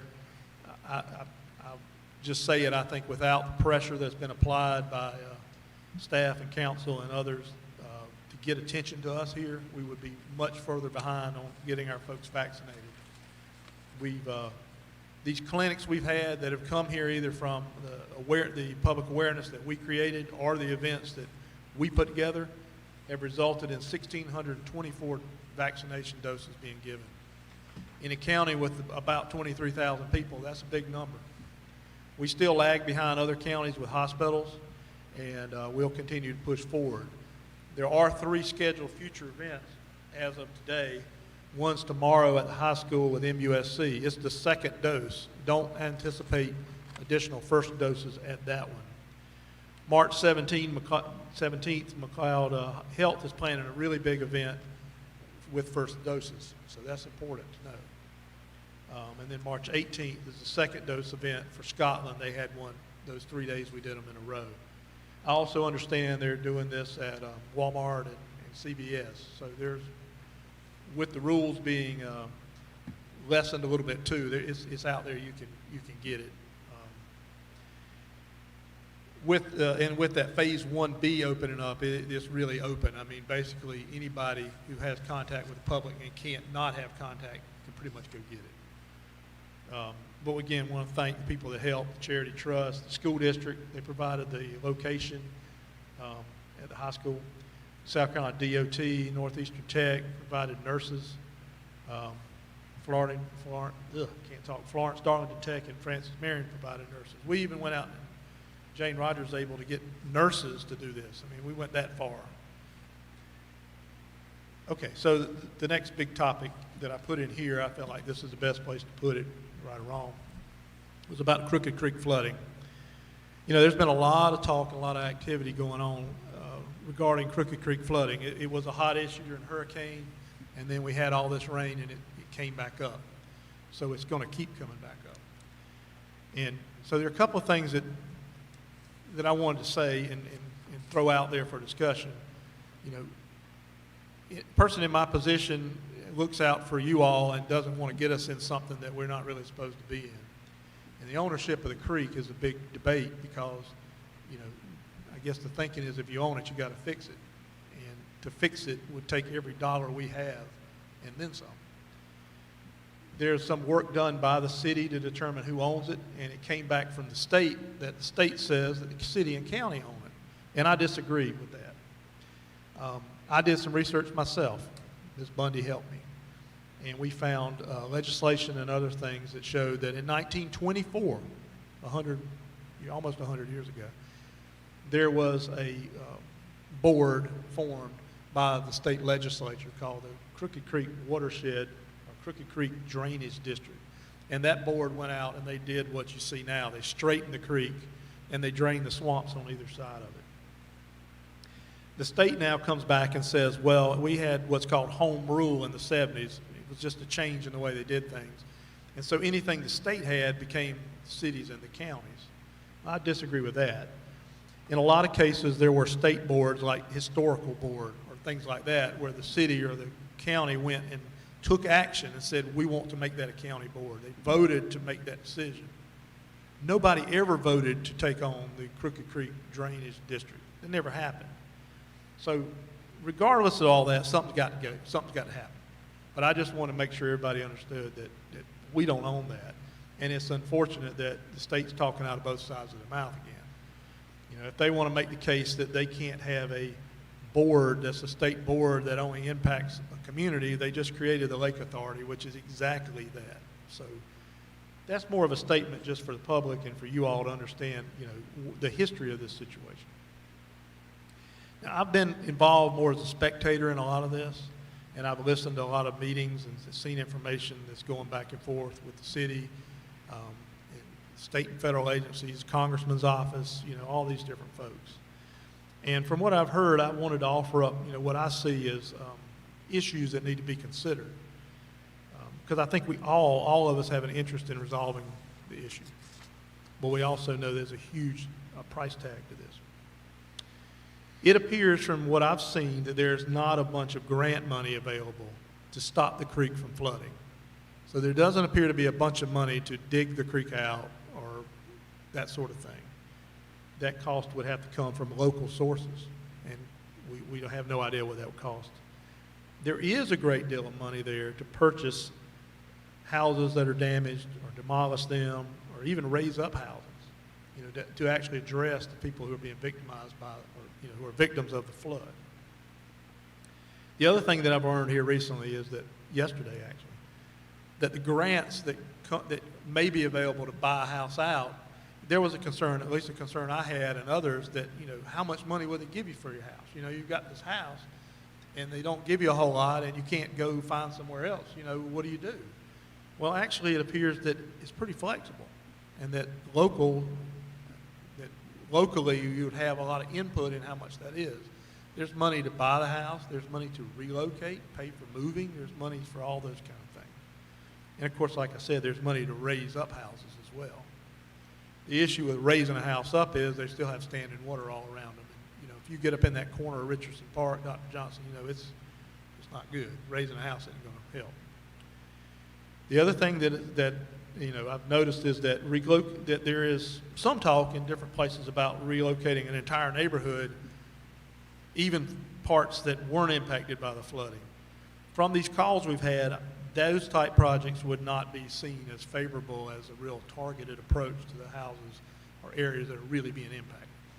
So if you went and you say we have 110 houses and really only 31 of them really are suffering, you might not be able to get that money.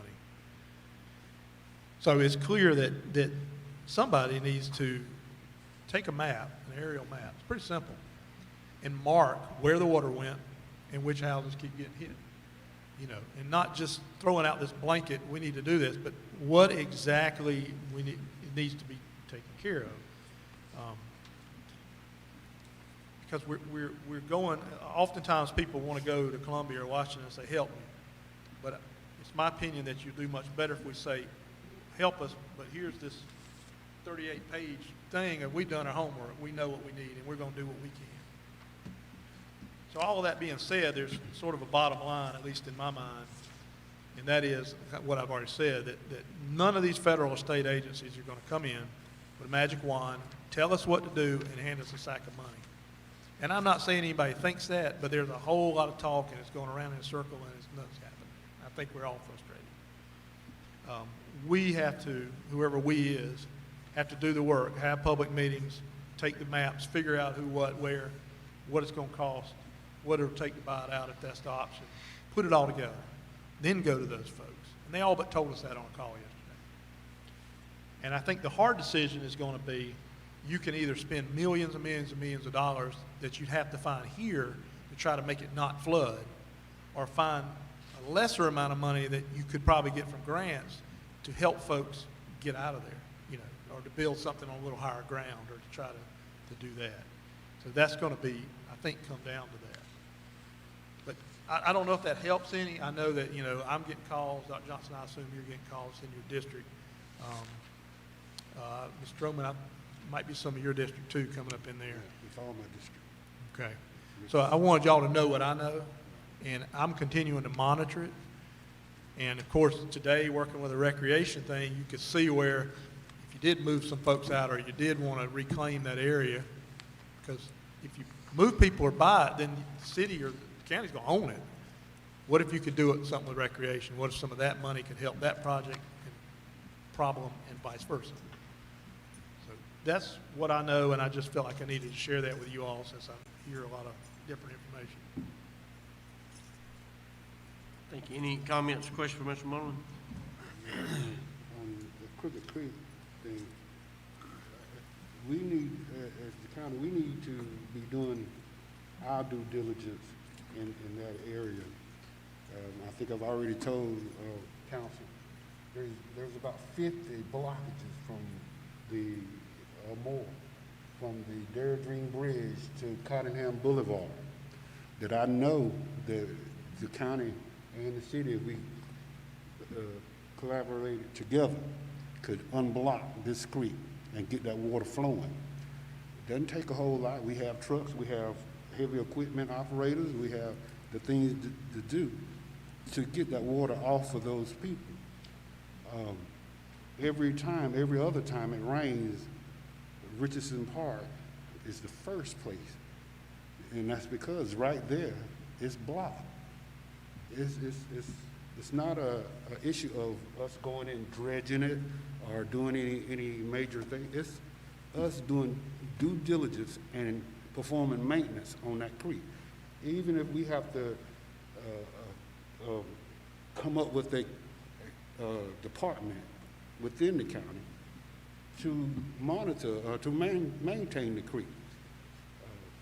We can do better than just nothing.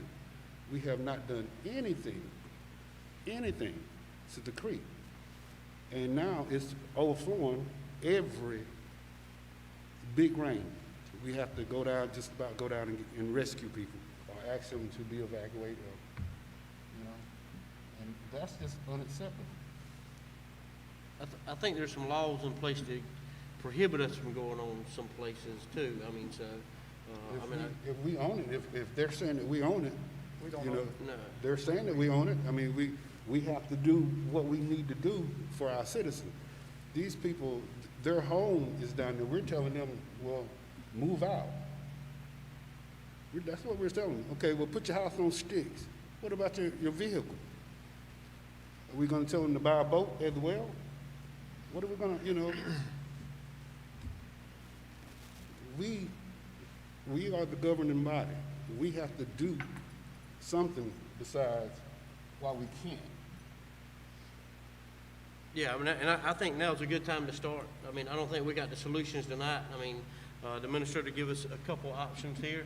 You know, I think that's another thing that, you know, is, I've acted the committees again, the finance, we always had the finance, but we have a public safety committee. You know, those things could be looked at, but, you know, I think Mr. Mullen just went and looked as much information as he could find. So, yeah, I hear what you're saying. I think everybody, we want to fix it. You know, we've been in there before to get people out with the fire department and the boats. I know it, you know, and it's a bad situation when you have to tell somebody the water's coming up and you've got to leave, and, you know, and you have no way to get out. So, yeah, I mean, What can we do? Yeah, that's the question. If we have the equipment and we have some of the manpower and we know what some of the problem is right now. I talked to a gentleman, he's been out there 55 years, and every single time, you can tell me 55 years, we couldn't have done nothing over 55 years. That's unacceptable to me. When I went out there, it reminded me of Hurricane Katrina. I saw the images in my mind of Hurricane Katrina, the amount of water that was out there. It's unacceptable that we can't fix the entire problem, because it might take, you know, some other governing bodies that come together. But there's something that I think we can do, and we're not even in rain season yet. We're not even in rain season yet. It's coming, and for us to say that, you know, I'm glad to see this right here, because I'm learning some stuff that I didn't know, but there's something we should be able to do as a governing body to be able to alleviate the immediate pressure that these folks are experiencing down there in Richardson Park and the Shady Rest area. This is not a District 2 or District 5 problem. This is a Marlboro County issue. And we need to be diligent enough to do what we can before it rains again and those people are in the same condition and position they was in 2 weeks ago. There has to be something that we can do for the immediate short term to at least alleviate until we develop some type of long-term solution. Saying that, you know, we can't do anything for me is unacceptable. With the technology and the machinery that we do have, if we know there are blockages going down through there, and if the state's saying we own the property, I know we're saying we're not, but if the state's saying we own the property, could we not use our equipment and use our manpower to at least remove some of that blockage and some of those trees that fell down when we had the different hurricanes? To alleviate and let that water flow. So I think there's something that we can do. We may not be able to solve that problem in totality, but I really do think there's something that we can do as a governing body to help alleviate the pressure that the residents of Shady Rest and Richardson Park are feeling, you know, when it rains. I can imagine having to understand that, looking at the forecast and knowing that it's going to rain 3 or 4 days, and knowing what's going to happen every single time after 55 years, and I'm coming to tell you that there's nothing that we can do, that's unacceptable. I think there's something that we can do, and we need to look for a solution for the short term, if not the long term, to really alleviate, because it's about March, and we know what happens during the springtime. It's going to rain, and it's going to rain for a couple of days, and we need to be dealing, not only in the Shady Rest, I'm sure, you know, Councilman Woods in the Clio area, that there's some thing. But this is a county issue, and we should be, you know, trying to develop some county solutions to be able to address these issues. What about our delegation? What about our national delegation? What's that? I can't hear you. What about our delegation, our national delegation that come in and help? Well, I think, you know, I think they are involved. I mean, I think what I was trying to say a minute ago is that there needs to be a plan. And, you know, I think what needs to be understood is we're not sitting on folks that are sitting at Public Works not doing anything. And if y'all want to do something, that's fine, but it would require a budget amendment, and it would require an increase in taxes. If we stop doing what we're doing to do that, then we're going to transfer the problem somewhere else. So there has to be a plan and a way to make it happen without hurting other folks. Because I know nobody wants to help this crowd and hurt another crowd. But, you know, there's a perception like, you know, everybody's just sitting around and we have all this equipment. That's not the case. We've cut a lot of stuff to make sure we don't have, you know, wasted stuff. So we'd have to have a plan. And I hear you. So I think that's what council needs, and, you know, quickly look at. I also think that it is important who owns it. I don't think we own it. And the city runs through the city of Bennettsville. And I think, you know, there's a huge obligation there. maybe there needs to be a joint meeting about that quickly. But I'm telling you, from sitting on these meetings, there is money there. But there's got to be a plan. There's got to be a plan. Even if we've said, oh, we're going to take the track hoe and the front end loader down there and we're going to start doing it, we'd have to have a plan. We got to think it through. I agree. Could you come back to the board? I mean, I know it's, when we say quickly, I mean, come up with a solution and a cost, or what we, I mean. It's not in my capabilities to come up with Okay. a solution. I think that, I try not to express my opinion too much here. I'm not an elected official. There needs to be a meeting and there needs to be a plan to make the plan quickly and stop going around in circles about it. Because everybody wants it fixed. I mean, both of y'all are saying, but we have limited resources. And if we move them to that, then something else is going to happen. And there's money out there that we could get to do this. So my perception is we're just talking it to death. I think that's probably what y'all think. And so we need to get a group together that can put something together. And if you got to go hire somebody, an engineer, somebody to tell you exactly what to do, that's what you got to do. And it can happen quicker than you think. That's not considerable a navigable waterway, is it? Or would it be? No, that's a whole other part of it. The thing has had maintenance in 55 years. The Corps of Engineers came in here and done that. So there has been stuff that's done, but it hadn't been done in a long time. I think the late Dennis Miller, at one point, he was cleaning out. Who? The late Dennis Miller. Dennis Miller? He would Yeah. cut the grass on the side of it. Nobody's touched the water. I mean, the fear, I guess, is of anybody is once you get in it, you're in it. And, it's just seriously, large chunk of the budget would now be dedicated to that. So I think that's why there's a push to try to make it drain better. But at the same time, look and say, well, if your house is sitting in a hole and it's going to flood every time, can we try to figure out a way to get money to buy another house or something? A lot of that area, Dr. Johnson, should never have been developed. And, there's a lot of social things that happen to make that happen. Yeah. But that's done, and we need to address the problem now. Because we got a problem over in the Clay area also. I feel for the Shady Rest and the Richardson Park, but in Clay also we got issues in Hemp Hill Circle. When it rains, I mean, you can't even drive to your house. The water, I mean, this is a paved road here now. This is not even a dirt road. This is a paved road that is full. That people, if they got an SUV or a truck, they fine. But if you got a Honda or Toyota, you in trouble. And ditches, some of them come, cause the ditches don't have nowhere to go. The water go through the ditch, it sit there. Then raise it up, and let them know you got gnats, you got mosquitoes, you got green slime, because the water just sitting there. And there again, my issues in my area, district on Calhoun Street, lady had sewage coming back out of her pipe, and I went down there and I took pictures and did come down there and told the mayor and told the state that it's something that they got to do. But we got ditches that not being, and I don't know, county ditch, state ditch. That is the biggest problem. Everybody keep kicking the can. The state don't worry or care about local people. If you live in Columbia, they don't have, in the city, they don't have the issues that we have in the rural areas.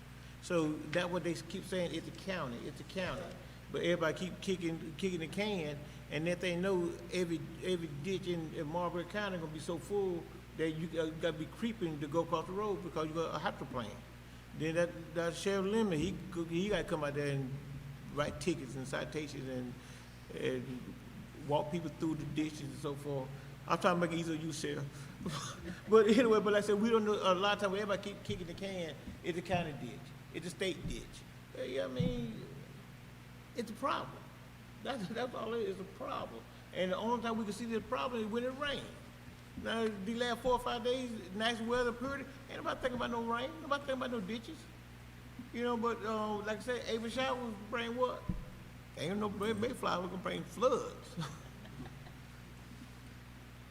So I think we've heard it, like I said, and we've got some committees, subcommittees. I think this would be a way to, at least talk about it some more. And anything we do, is As we all know, I mean, it costs money for anything. We don't have a whole lot of industry here to bring in big dollars, but we'll do what we can. And so I think the topic is up there. And so just like recreation, whenever it comes up, you want to try to address it as much as you can. And, I feel for them. I mean, I've got about 5 houses on the highest peak in Marlboro County on Hatcher Hill that floods almost every time it rains, and the elevation up there is higher than anything. So yeah, flooding is an issue, and and we want to address it if we can, and we do want to help our citizens in any way we can. So I think we can take these and, like I said, and carry them to some committees and discuss them a little further. And if there is something we can do, I promise you we will do it. I mean, that's what we've always done for years. If there's something we can do, I mean, we'll do our best to do it for our citizens. We sure will do that. Any more comments? All right, up next, Miss Pearlie Lawson.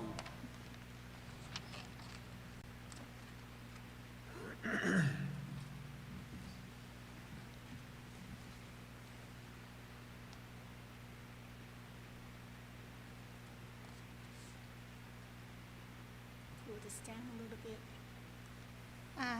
Good evening, Chairman Steen, Vice Chairwoman Plato. I'm recognizing the woman because this is the month of the woman. But anyway, good afternoon, and also to the representative of the council, other members, and all of you individuals present here this evening. My name is Pearlie Lawson. I'm here as a spokesperson for the Marlboro County Branch NAACP.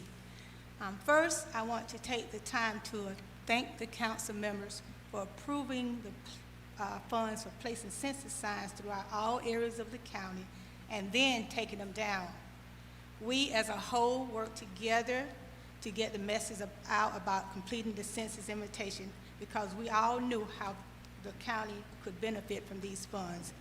The data will not be released until September, but there's a training opportunity for redistricting process scheduled this month. Secondly, on what your county administrator talked about, I want to commend you for this informative newsletter that keeps all the Marlboro County households aware of what's going on in the county. So thank you for this information. When I got mine on yesterday, I was very pleased, and it is very informative, so thank you for that. But my reason for appearing this evening for the council is to address these concerns.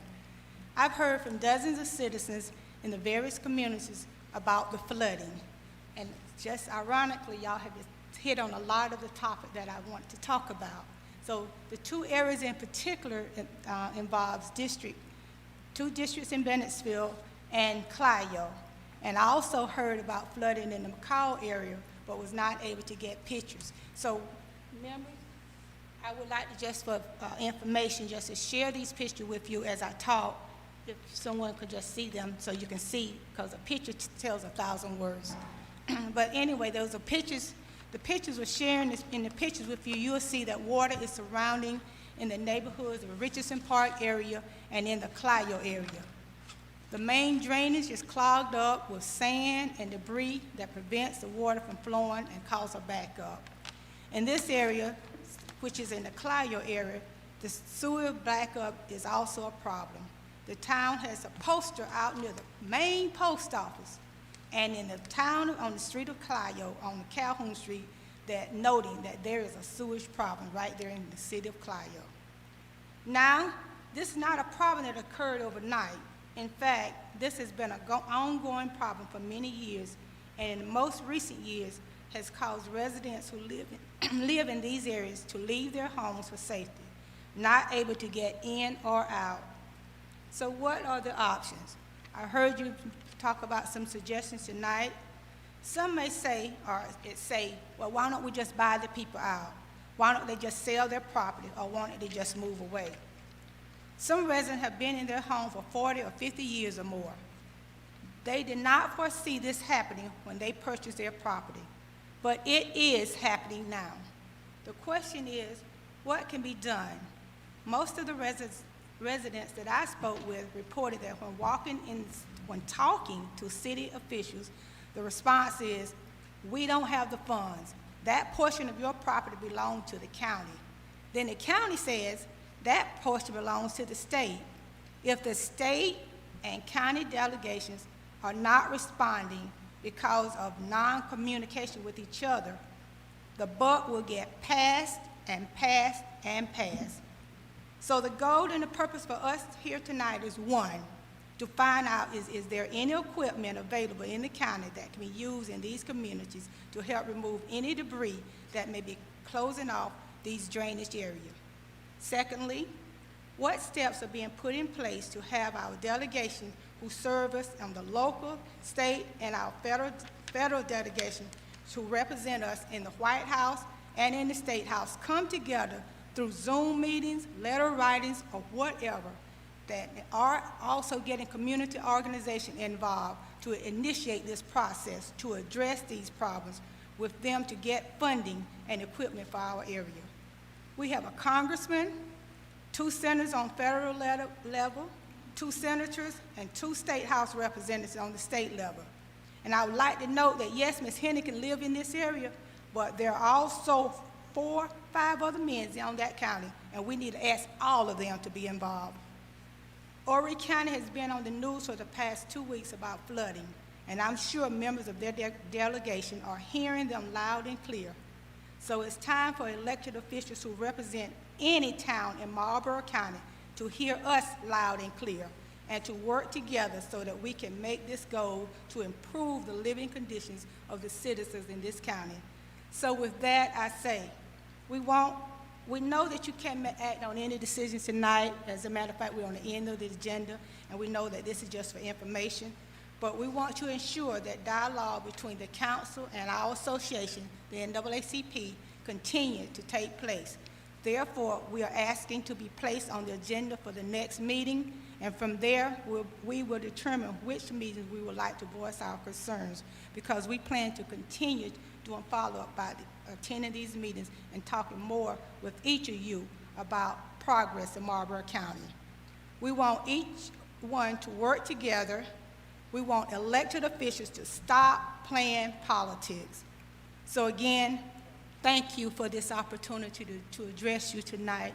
And with that, we are indeed grateful. Thank you. Thank you, Ms. Purley.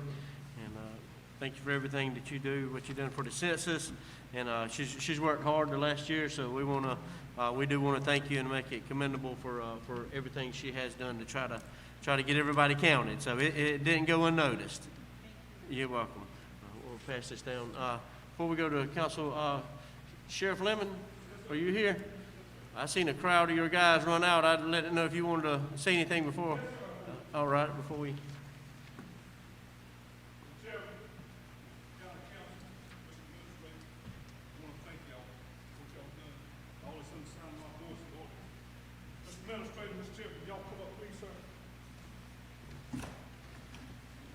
That ain't a warrant, is it?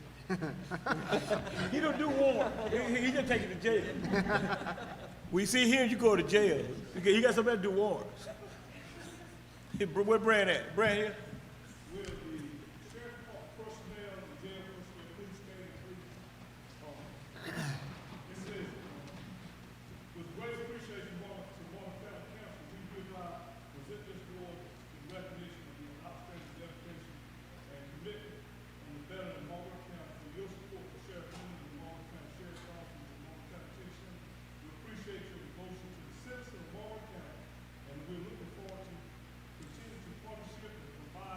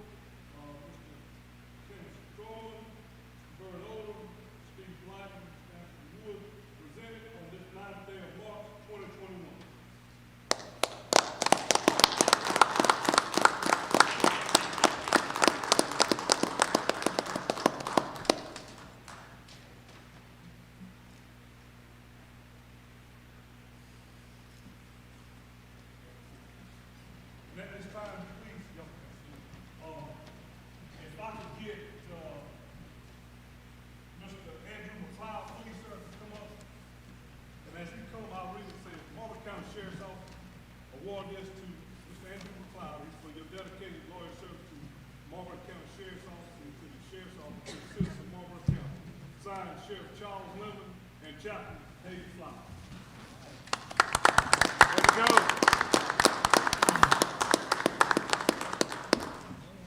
If I can get to come up, please, Miss Patricia Bundy. I'll read this to him. It says, Marlboro County Sheriff's Office doing this to the clerk of council, Miss Patricia Bundy. Says, for your dedicated loyal service to the Marlboro County Sheriff's Office and the Sheriff's Department and the Sheriff's and the County Detention Center for your loyal dedicated services on this ninth day of March 2021. Miss Patricia Bundy.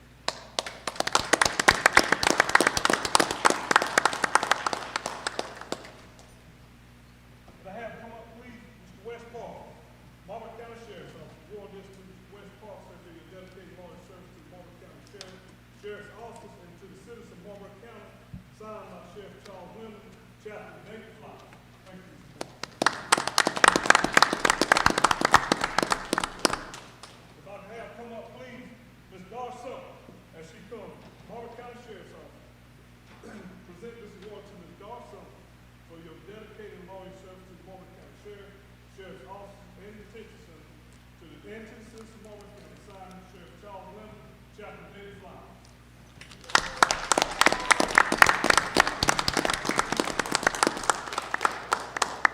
If I can have come up, please, Mr. Doug Campbell. It says Marlboro County Sheriff's Department.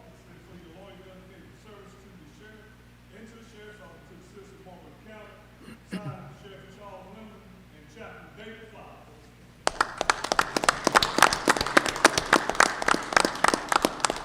If I can have come up, please, Mr. Ron Muller. County Administrator. You can take on. It says for your loyal dedicated service to the sheriff and the sheriff department and to the detention center and to the citizens of Marlboro County, for your loyal dedicated service, signed Sheriff Charles Lemon and Chaplain David Flower.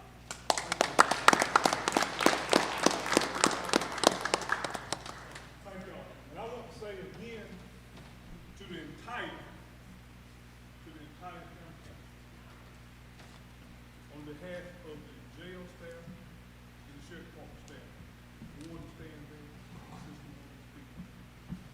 We appreciate and we are so thankful for what y'all have done. And all we can say is we look forward to continuing with all you all that you have in the past. I thank y'all and I ask y'all to continue to work with us like y'all do. God bless Marlboro County. God bless you all. And I want to say to my entire staff, I appreciate you so very much for what y'all have done. You all, and God is back from that. And y'all pray for me. We just got a call. My guys all sitting looking out. There's a pretty tough situation in the call.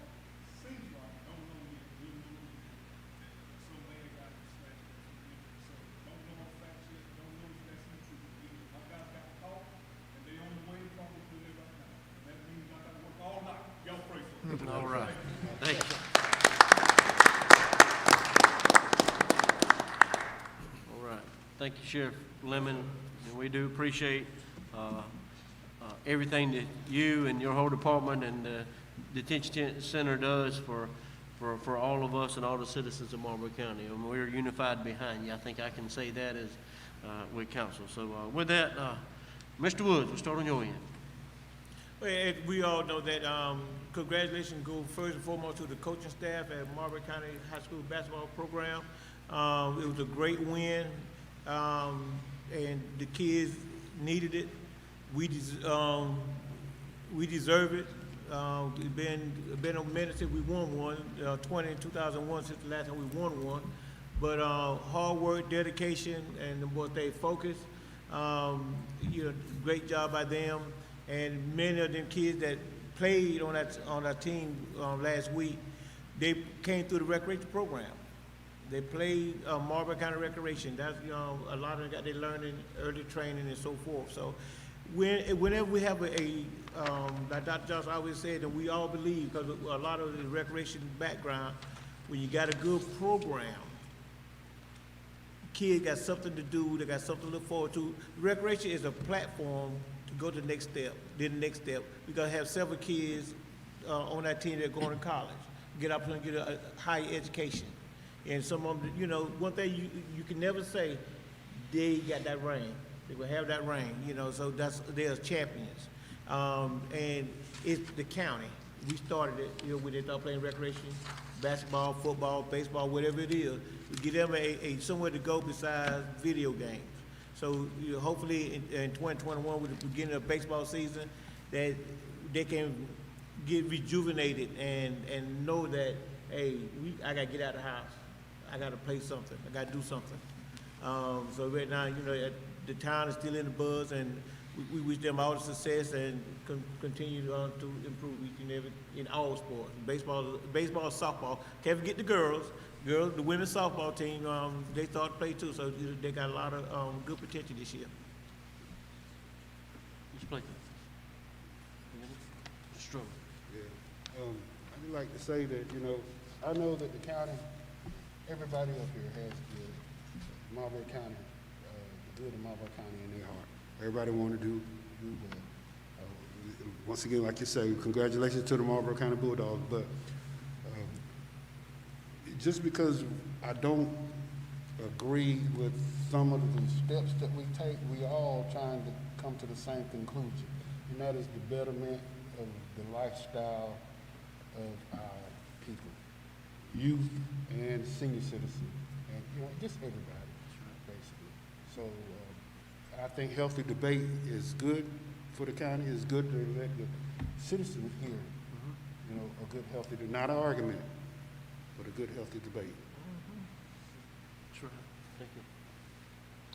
Again, thank you for your attendance here. Thank you for the opportunity, County Administrator, Chairman Steen, to engage in healthy debates about some of the issues that we have here. I think we all are in it for Marlboro County.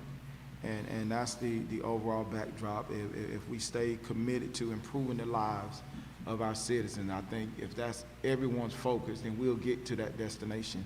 Again, congratulate the Marlboro County High School Boys basketball team for their state championship win. I can remember early last summer when everything shut down, and when I was out on the campaign trail, many of those young men was in my backyard playing basketball, and I saw their growth all over the summer, and I was excited for this season for them. And so I'm proud to be a Marlboro County resident and seeing the hard work that they've put in. And we know with hard work, there's nothing that we can't accomplish. So let's stay committed, let's stay engaged with our citizens, and let's do what's best for Marlboro County. I'd like to congratulate the Bulldogs for bringing home the state championship, and also reiterate that even though we disagree sometimes, we work through it and for the betterment of Marlboro County. And I appreciate everybody's input, and look forward to working with each one of you on settling our differences. We want to thank everybody for, you know, having the best interest of the county at heart. And, you know, the flooding issue, we've got it in every one of our districts. I mean, we got it in Brownsville, we got it in Blenheim, we got it. And I think we're going to have to get some help on this thing. It's bigger. You know, I think we got to try to seek some grants or something, or get some kind of, see if we can qualify for some kind of disaster fund or something. I think that this thing is, we got flooding in, you know, areas that I've never seen it flood before. So, you know, I think we're gonna have to get a committee to see just how to go about this to get the right funds to do it right. Like I said, we don't want to fix this and then run the water to another place and destroy them. Nobody wants that. And I understand what everybody's saying about, let's just clean this up and try to get that done. And that's okay, but you got to be sure what you're doing there too, because it don't take but just a little bit to lose control of that water situation. I mean, you go there and move something out, and you might be done flooded 10 houses you didn't have no idea you'd do. So it's a pretty big issue because we've never seen this kind of rain before around here. I mean, I do septic tank work, and there's septic tanks that have just been put in 2 or 3 years ago that's not working now because of the water situation. You know, and it's a pretty big issue, and I don't know if there's some kind of state of emergency or, you know, we've just got to look into this thing pretty deep, to try to get something going for the whole county, because it is a problem throughout the whole county, you know, and some places are worse than others, and I know that, but I have seen, like I said, all the way from Cloud. I got, you know, people calling me from Cloud, Blenheim, Brownsville. And a lot of my own kin people are flooded, you know, and they own me. You can't do nothing, but one of the problems is the ditches that drain it out. A lot of it's on private land. You got and you know how that works. If you go start cutting a ditch on somebody else's land, you're going to be in trouble for sure. So we just got to try to get something worked out through the right channel, so we don't create even a bigger problem than what we got. But you're right, something needs to be done, but we need to start on seeing how to come about those funds, I think. But anyway, that's all I want to say. Again, I appreciate the sheriff's department, detention workers. You know, every time they go out on a call, those guys are going on call right now. They put their life on the line. Another group that puts their life on the line every time they go out is the fire and rescue. I was a member of the call rescue squad for about 10 years, and you get behind that ambulance and you're going on the call and the adrenaline's flowing, and you don't ever know when someone's going to pull out in front of you. They don't hear the whistle or the sirens or don't see the lights. So all of those people are to be commended for putting their life on the line every time they go out on a call. About a week or so ago, the South Carolina DOT announced that they're going to begin monthly crews that are going to be doing dedicated work to litter across the state. So that should help us in all the counties around the state, that they're going to finally have a dedicated crew that's going to work on just litter problems. Over the past couple of weeks, I've worked with DOT engineer Tim McGee on some roads in McCall that need patching. We have some that are dedicated that are going to be repaved. It's just they're waiting on some dry weather. But have a major problem over there with some of the old streets that are just in terrible shape. But it is being addressed, and we're going to take care of it as soon as we can. Thank you. And I do want to thank Sheriff Lemon, as I said before, and his staff and detention center staff for everything they do. You know, commend the old saying is, how about them Bulldogs? So, you know, state champions again, like I said, well deserved, and you know, it's always good when you can bring a state championship back to your hometown. So well deserved, and congratulate those. The flooding, you know, it's, you know, we call it like beating a dead horse. You know, we know it, and you know, and we want to do something. If there's a way, you know, as Mr. Blackman said, there's, you know, we don't want to cause a problem, but we do want to help the people out that's in need. So if there is something we can do, we'll continue to look, you know, at what we can do. And the good thing is, you know, about council is everybody says y'all always vote 8. I mean, you know, and so you always vote the same way. I mean, why? You know, and so, but they don't understand. We do have healthy debate. A lot of times we talk, you know, way before you get here, and you know, it's just, you know, and so now, I mean, we're still a unified body. I mean, just because we don't always agree, you know, as everybody said, we have the best interest of every tax dollar, every citizen at our heart for everything we do. I mean, you know, my grandpa always said, he said, whenever you vote, make sure you can lay down and sleep with your vote at night. You know, and that's what I've always tried to do. And so is look forward. So we look forward to this recreation thing. I think this could be hopefully a big thing, and you know, and some good excitement around it. And I told Dr. Johnson when he come on, I said, I'm glad, you know, we got some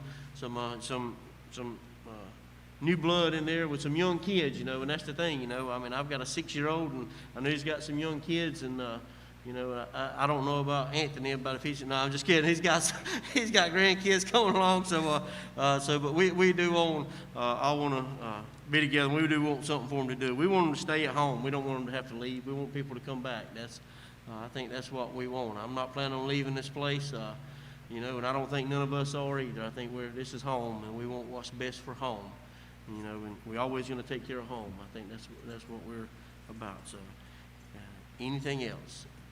If we don't have anything else, Thank you, everybody. I know it was a long meeting, but we'll call this meeting adjourned.